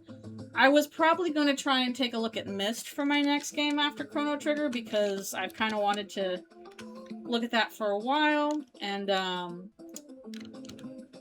I kind of want to do some games that are not strictly tied to Undertale Deltarune, just like something a little bit different, because I have been doing a lot of those, and I will do more of them, for sure. But I don't want that to be solely what I do. And then once we get to Halloween time, I don't know how long it'll take me to get through Myst. Honestly, I might not be able to get to Myst if it takes me like another month to get through Chrono Trigger. But maybe once we get to Halloween, I'll finally dip my toes into a scary game. And you all can tell me what scary game I should do. I'll try my first horror game and see how I do. By big project, I mean something that is post-game and also like, something like big, like an animatic thing. Something I would require, like, help doing. Like, somebody who does sound and voice acting and stuff like that. I want to do a nice big project. I've kind of got it depends on how, depends a lot on how Deltarune ends, but I had an idea that could potentially work out. Again, depends a lot on how it eventually ends. I'm trying to, like, save money for it, because I'll literally probably need to take time off of work to do it if I want to do, like, a full animatic. I know I can't do that in a job at the same time, and I want to, like, pay people for, like, helping on it.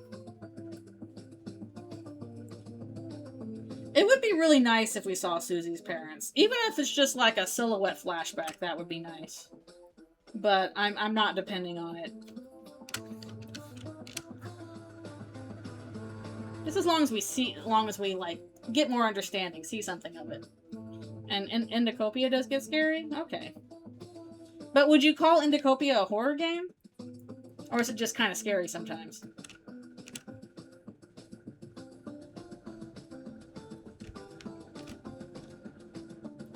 Because, like, when I was thinking, like, okay, I want to dip my toes into a horror game, I was thinking more like, Crow Country, or Look Outside, or Who's Lila, or Shipwreck 64, like, one of those I had on my list.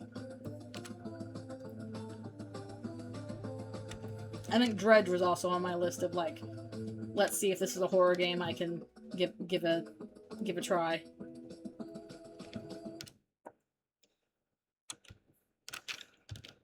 But, Indicopia does sound interesting.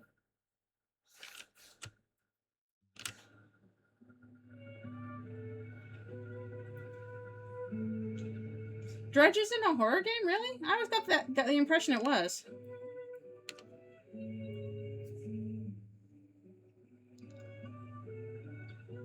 Yeah, I don't really want to play FNAF. No, thank you. I also don't want, like, a really stressful horror game, one of the main ones, like, you know, Silent Hill, or, you know, Resident Evil, stuff like that. Dead Space, whatever. I don't want me a big shooter. I want something a bit more small scale, just to, again, dip my toes in.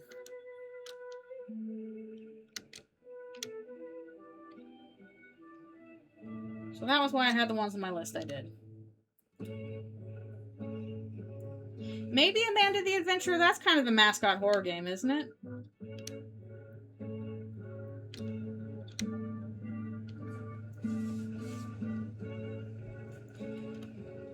I guess the thing is, like, I kind of already had a mascot horror game on the list, and that's Shipwreck 64. So I'm pretty sure that's also mascot horror.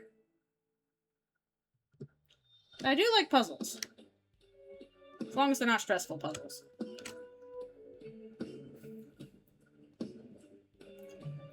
I don't know if I'm good at puzzle games, but I do like them. Ugh, my wrist. Come on. Come on, wrist. Come on.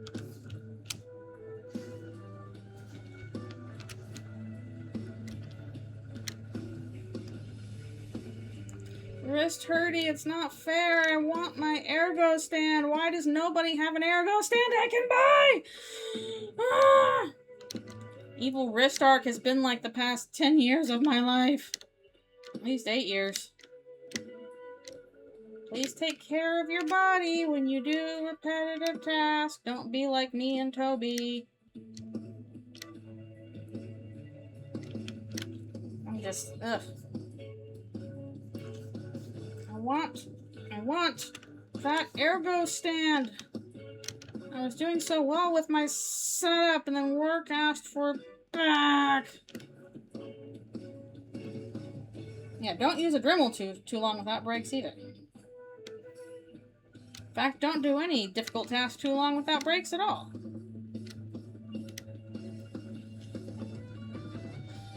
Yeah, exactly. It's gonna be so many people. Because we're all it's like expecting to be on the computer all day. It's certainly how I do it. I think of the ship Seth and Rouse, sure, I guess.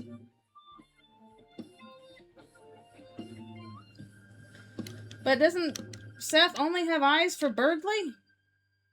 What will Birdley think?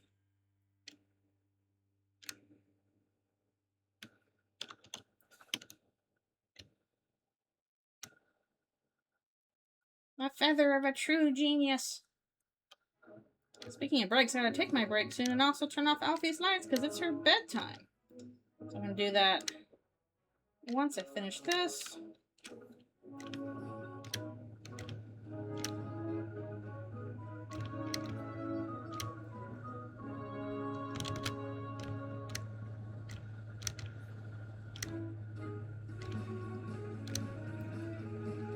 Man, not many flowers are available for shipping when you think about it. Aqua's a kid. Yellow and blue already have each other. Green is green. Orange is a mouse. I mean a human. Pretty much just leave Seth. Alright, let me turn off Alfie's lights real quick. Baby boo! Time for bed! It's time for bed!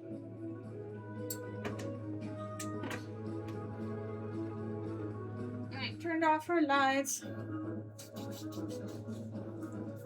Who have you seen Green shipped with? I'm curious. I probably just haven't been paying enough attention.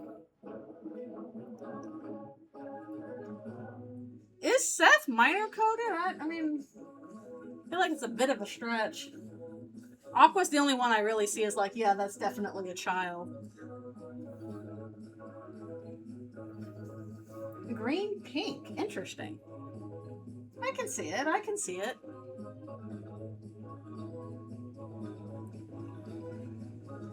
I mean, Seth seems immature, but I wouldn't say they're like a child.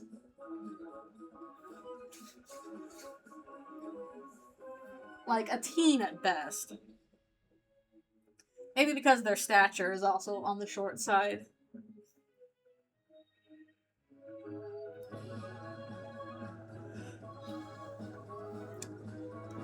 Orange is my big favorite. I will defend you, Orange, even if you are bratty. I like how every flower is somebody's favorite. Oh yeah, I've seen plenty of like flowery and Asgore, but the game itself like sets that up, so that ain't tough to see. Yeah, green definitely does feel like an adult. Well, ironically, I feel like they're the most nebulous of the flowers. Maybe it's because of their design is so like cartoon androgyny.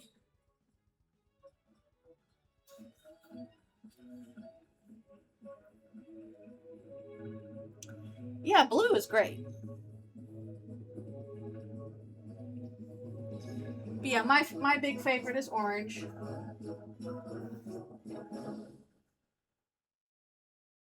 And not just because of the half-human Susie hints. Like, even before we got to that, I was like, oh, she's so funny and silly, even though she's a horrible brat to Rouse. I love her. So. I like you, Orange. And your orange juice.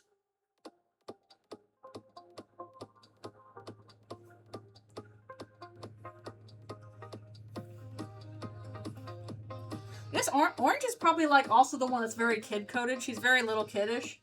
Like, not quite as young as Aqua, but I, like, in terms of age, I would, like, put Orange and Aqua as, like, actual children. And I would put Seth as older than both of those.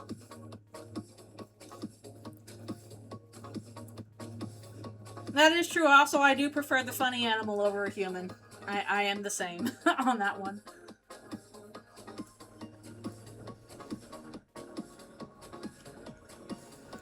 Like, I know it's been brought up a bunch, but Orange comes across as, like, young Susie, and, you know, I love me some Susie, so that probably rubs off onto Orange.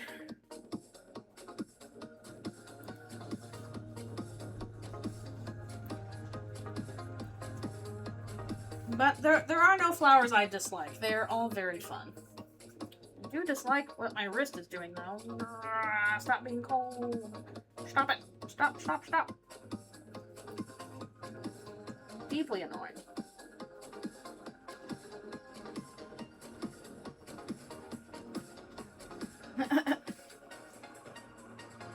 Alright, I will be right back for one more stretch and stuff.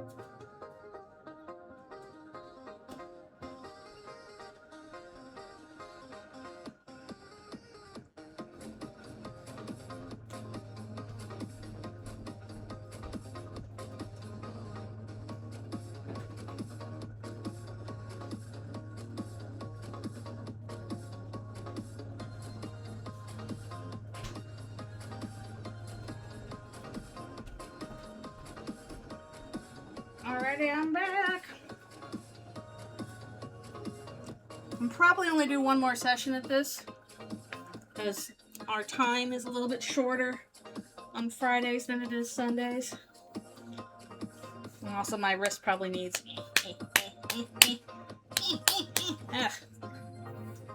You know, things are annoying when I'm like, gosh, I wish I could go to physio and get needles in my arm.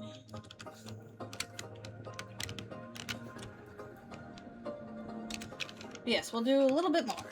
Try and get some of these ding-dang books done.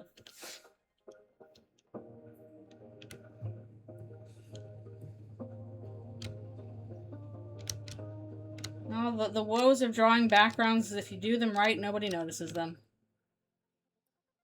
Alas, alack, that's the way. Still gotta get done, because if they don't look good, then people do notice.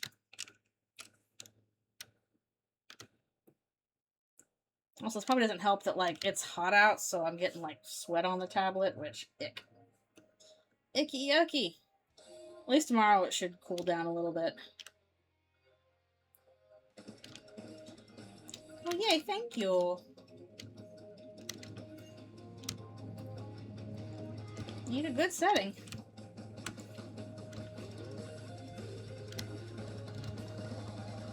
How close are we to finishing? Oh, no, I still got a few more rows left to go.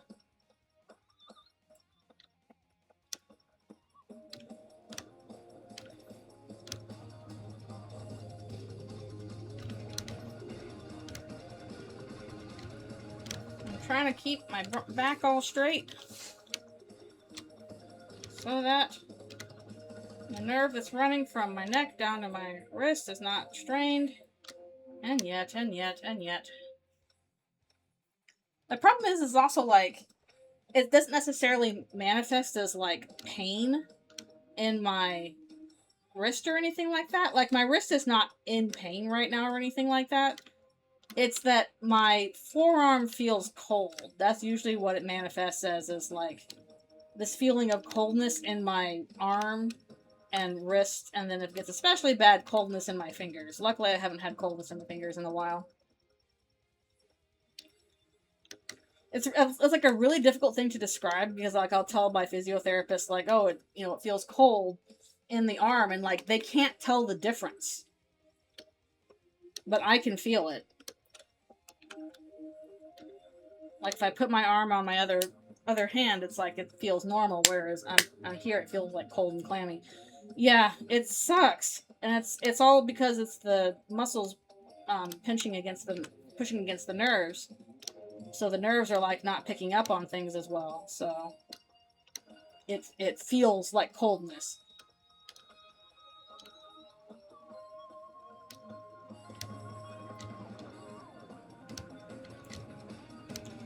At least it's at that stage, so I can keep drawing. If it gets to the stage where, like, it physically hurts, that's when I have to, like, stop.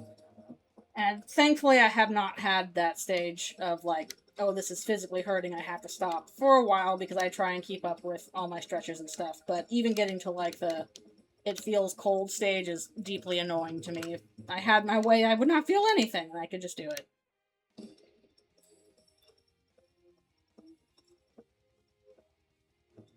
That's why you need to take care of your body when you do a repetitive task. Get up and stretch. Exercise. Get lots of sleep. Drink plenty of water. Move your body around in different ways. Look outside frequently.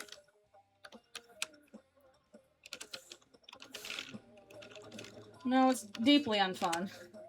Especially because I'm, like, so much of, like, both my hobby and my job is drawing. I'm like, I have to make it work.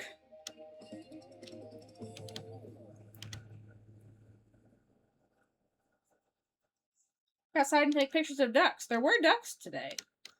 Down by the pond. There were many ducks. I don't see the geese anymore. I think all the geese have flown off now that the goslings have grown up. But the ducks remain. Ducking around. Garbage, you're gonna lose points.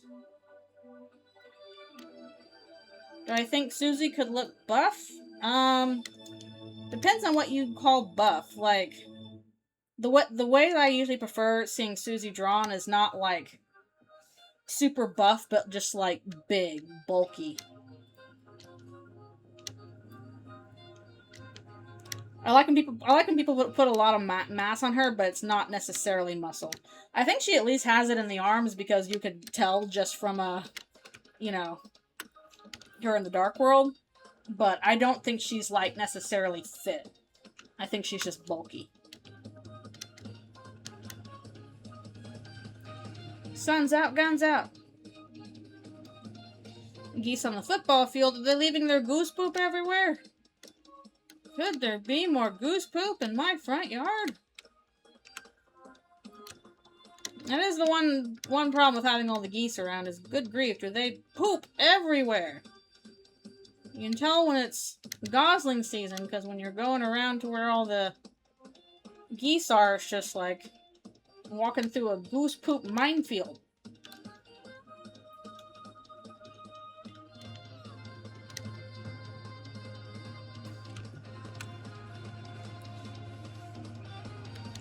Yeah, exactly.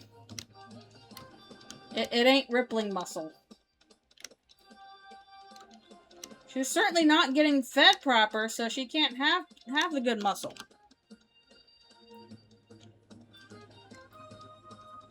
Oh, the gun stat? I think that's a joke. Whenever they mention guns, And Deltarune, they just, like, they spell it as guns and then put the apostrophe in the wrong place, and that's the joke. But also, wait, does she have a guns stat, or do you mean the guts stat? Because guts is different from guns, and she does have a gut stat. Wario. Yeah, kind of a Wario build. I don't think she's would be as short and stocky as Wario, but, you know, large. Bulky.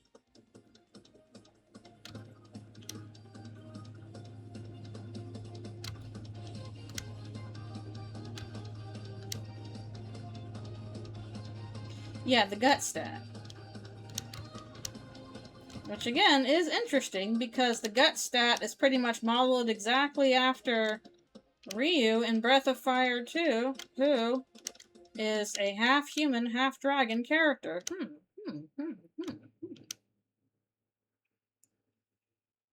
Yeah, bulky torso, muscular limbs. That sounds right. So I think we need to get some of the stuff up here.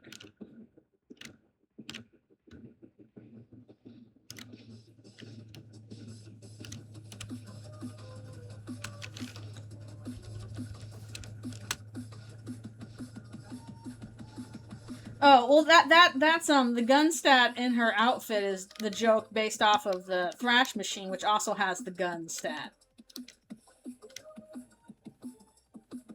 It's less a actual stat and more like we're poking fun at the Thrash machine again. Create an outfit to thrash your date's ass. Why did you have to word it that way?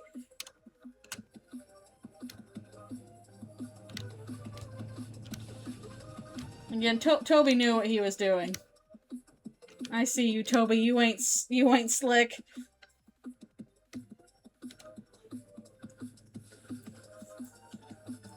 Charles Barkley, shut up and jam Gaiden. Wait, did they also have guns with the apostrophe in the wrong place there? The guns. Garbage, you're going to lose points. That's so fascinating. How does Toby get all these inspirations? He's like, I'm gonna pull this random thing from this obscure thing.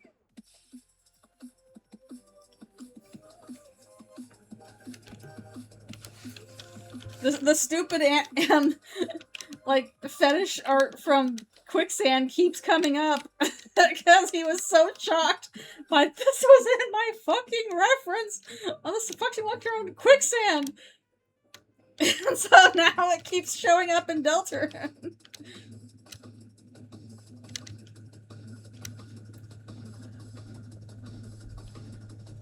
That's true, that's true.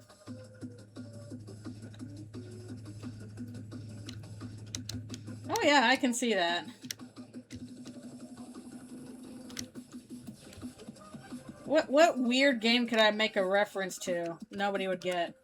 Probably that Kelloggs PC game that our foreign exchange student from Germany installed on our computer in, like, the 90s, and now I don't know where it is anymore, and it feels like lost media.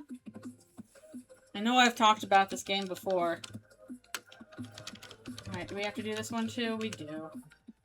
We do, because the angle. It might have, a point later. Yeah, I can see that. Because what wasn't the stat in, Breath of Fire 2, wasn't that like a, self-healing ability? Plus, there is a gut stat in, Earthbound that... Oh, good grief, what did the gut stat do in Earthbound? I'm trying to remember.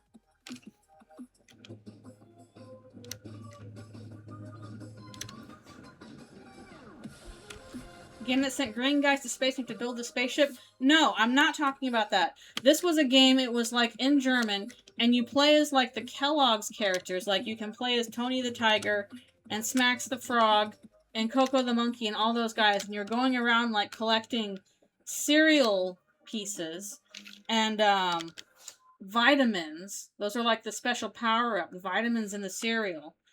And you had to like fight these like ants who were like, or like insects and stuff. Those were the enemies. You could like jump on them. It was like a little platformer.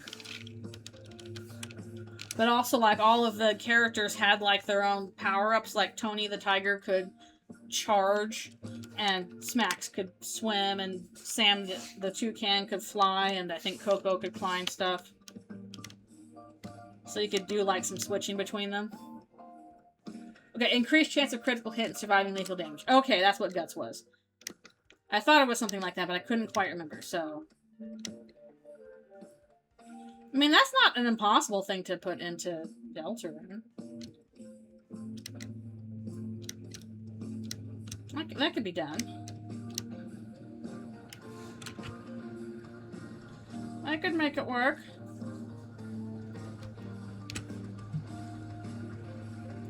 Yeah, this was not an educational game. This was just like a straight-up platformer. And mostly I remember, one, I couldn't really read it because it was in German, because our foreign exchange student installed it and it was in German. And two, if there were save points, I never found them. I never figured out how to save, so every time we played the game, we'd have to start from the beginning and see how far we could get. And we could never get to the Toucan Sam levels because I got stuck on all the Coco the Monkey levels. It was too hard. I would die.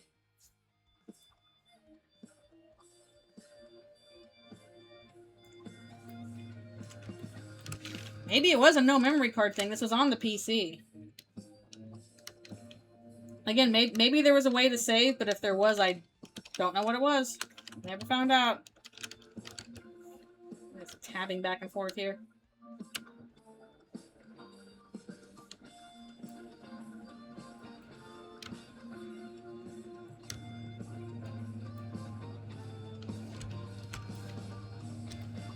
I feel like I should have known some of that German, because I did know some German, but it wasn't enough for me to get by very well in the game.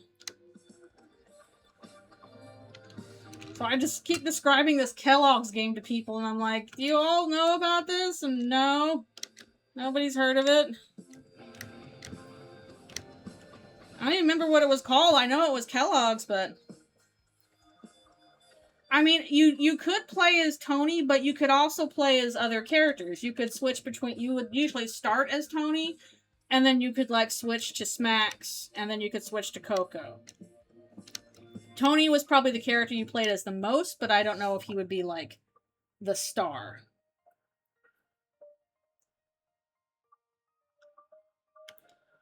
Tony's Mission Nutrition. Is it in German? Please send me screen caps and I'll know if this was the game I played.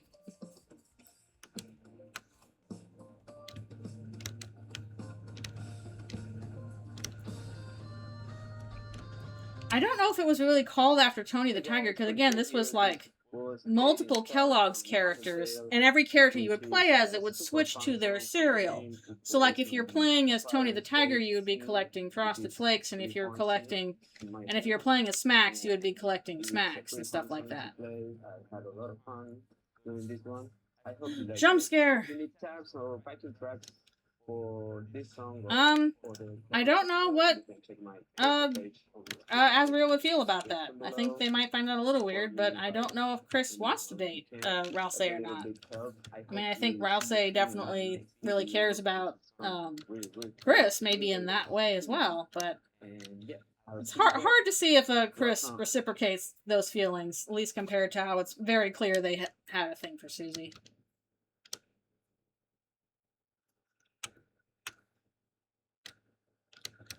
But yeah, with that Kellogg's game, I'll have to look at like screenshots and see if that was it. I just know you collected cereal. It was a platformer with like swimming and swinging mechanics, stuff like that. And you collected cereal and vitamins, and you had to fight ants. Or some kind of insects.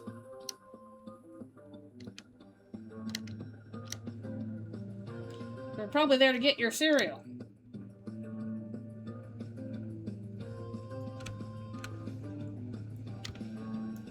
I did play some educational games too, like I remember this one Spelling Bee game that I really liked.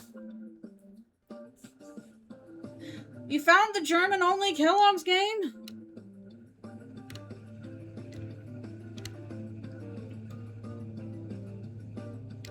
It is real, it is not the lost medias.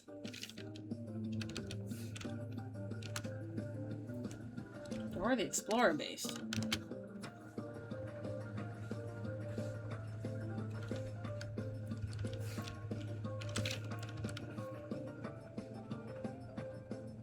It was on console? We had it on PC. I didn't know it was on console.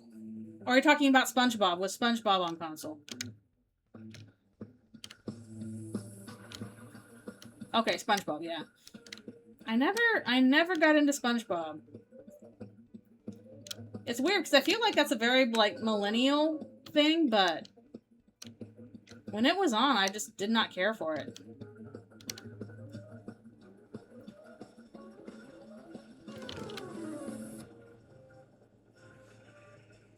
It was probably younger millennial. I am an older millennial.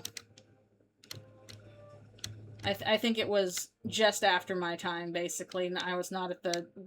I think by the time it was really big, I was, like, high school age, so, not in my age range.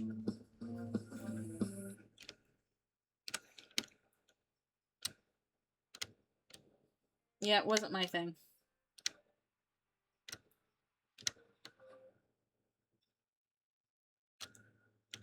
But boy howdy, is it still around so much in the form of memes.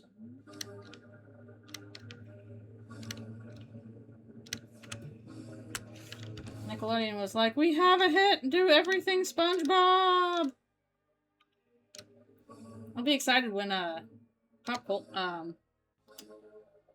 culture thing gets to that.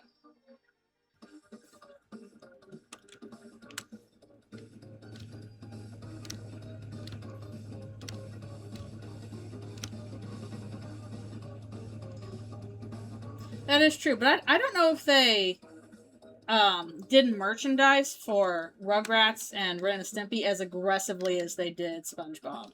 Like, yeah, they did some Rugrats merchandise, but I think SpongeBob is where they really, really laid in with merchandise. Yeah, they went way harder on it with SpongeBob than they did Rugrats. Which Rugrats was something I watched growing up. That was of my time. Whereas I did not like Ren and Stimpy. It bothered me. And it turns out maybe it was a good thing I never got into Ren and Stimpy because John K. is the worst.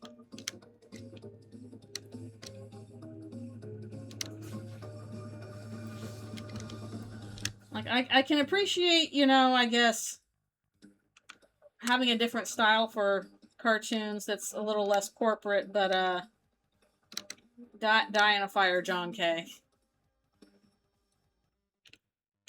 Yeah, I would say Rocco would be a better take on that. Rankin Stinky. Oh no.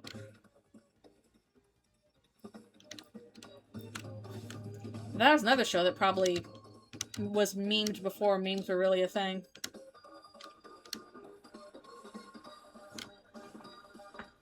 Oh yeah, that happens. Like, one of the reasons John K. was so disliked was because he was just awful to work with. And then it turns out, oh, he's also a predator. Okay. So you sucked in multiple ways, sir.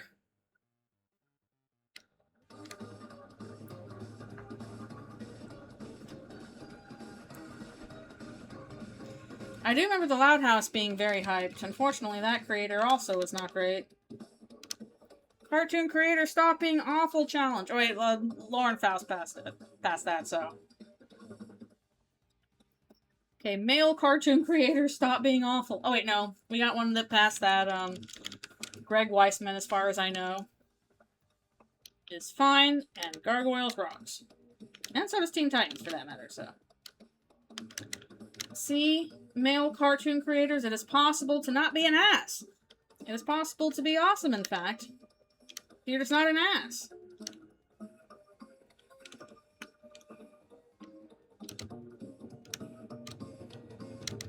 Honestly, like, thinking about it, I've been extremely lucky in that pretty much, like, almost all of the directors and supervisors I've worked with have been really cool. I had, like, one supervisor who kind of sucked on one show. And that was about it.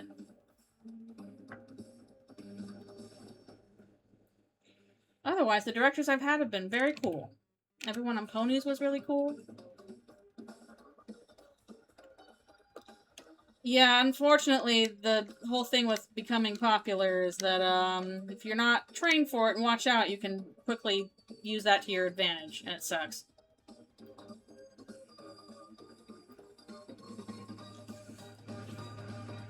Derek Wyatt? Sounds like I should be familiar. I don't quite recognize the name.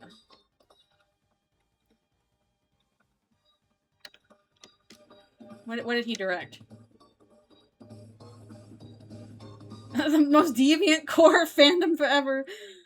I've only glimpsed that fandom in passing. I don't know much about it, except apparently it has the record for the longest fanfiction in history? Or is that still for that Smash Brothers fanfiction? Did Loud House surpass that? Does Loud House have the longest running fanfiction ever?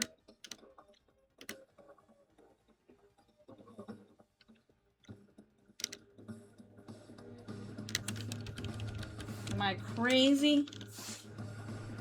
Yay, we're done with this page. Yay, yay, yay.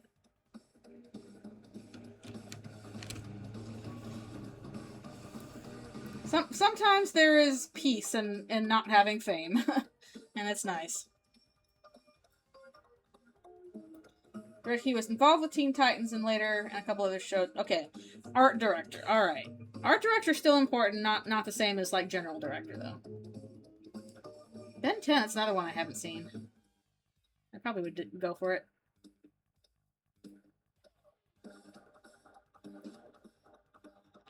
Okie dokie. Are we done with you books? Books! We're free of that page of books.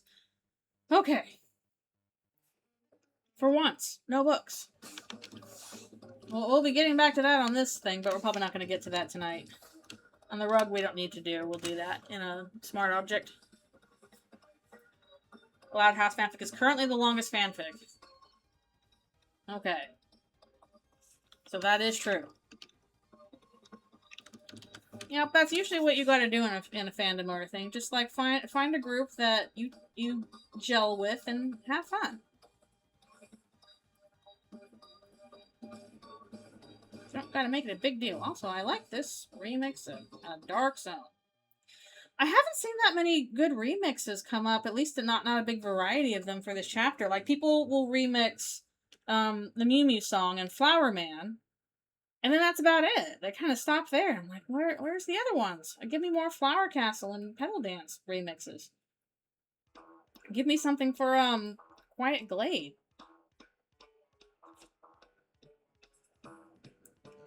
Like, I love Flower Man and I love the Mew Mew song, but more than just those two.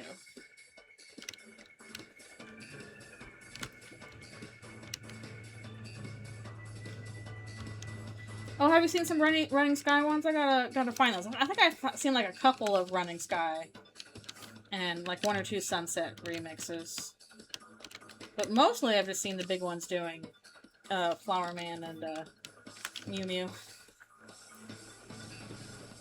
The Mega Man sound font ones are okay, but I like when it's a bit more into it. Well, I guess that makes sense for Running Sky, because Running Sky already kind of sounds like a Mega Man song.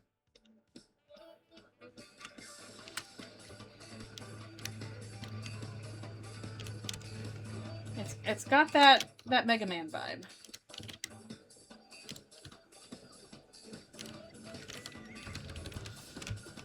Oh, that's right, because he did come out with a preview of Sunset before we got the actual song. That is true. That's true.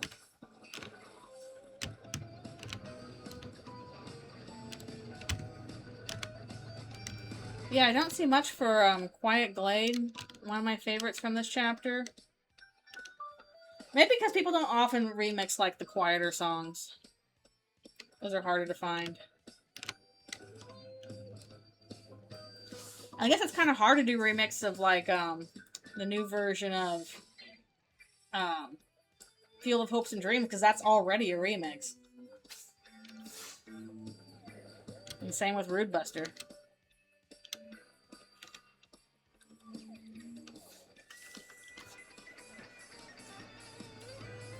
And I always take more stuff of, like, Pedal Dance.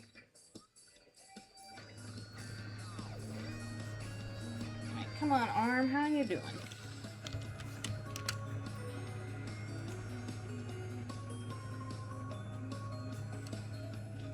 How you doing?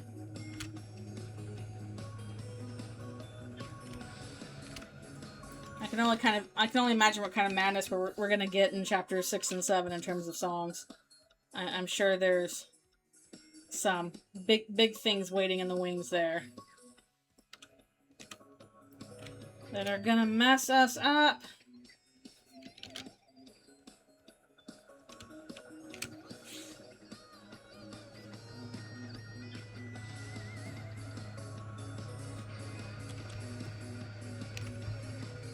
Oh, that's weird.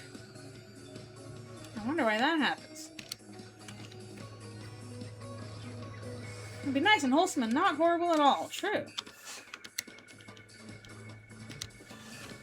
It'll be lovely. It will not move us to tears.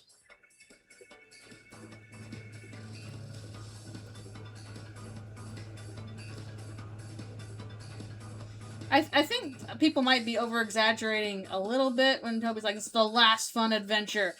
I think we're still gonna be having fun.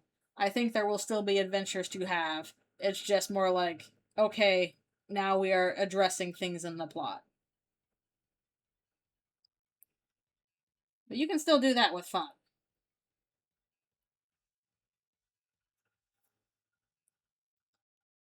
So many weird little tricks you can do.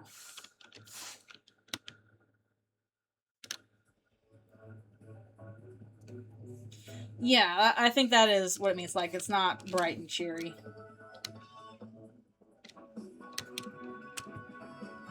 It might be more serious and spoopy. The stakes are up.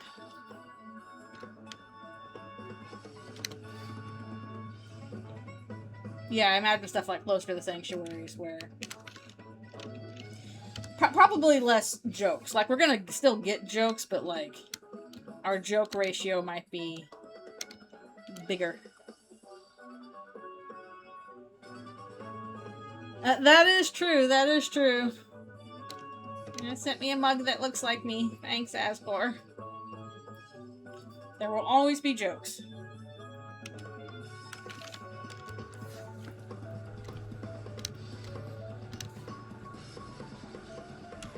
You think Susie's parents were abusive to Susie? I mean, they're not feeding her. So, yeah. That's one of your basic jobs as a parent, is to feed your child. She is going to school hungry and eating chalk. So, yes. She is at the very best being neglected.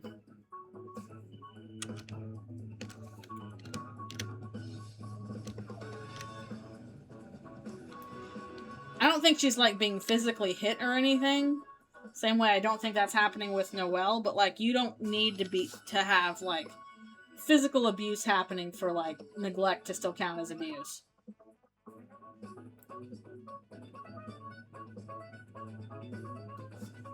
Girl is sleeping on a bare bed with no blanket and not being fed. What is going on?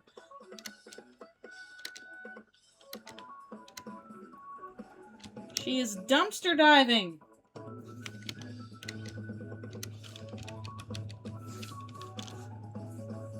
Alright, this, even though it's a little bit earlier than where we usually leave off, this might be a good place to stop because it has been half an hour since my last break. I should probably stretch again, and the next thing we've got going for us, obviously, is more books! So, we'll have to save that for later, although, honestly, I might try and finish these on Monday, so the next time we're back with this, and we'll be with, characters. Orange! I got 3 out of, 4, 5, 6, 7, 8, 9. So a third of the backgrounds are done.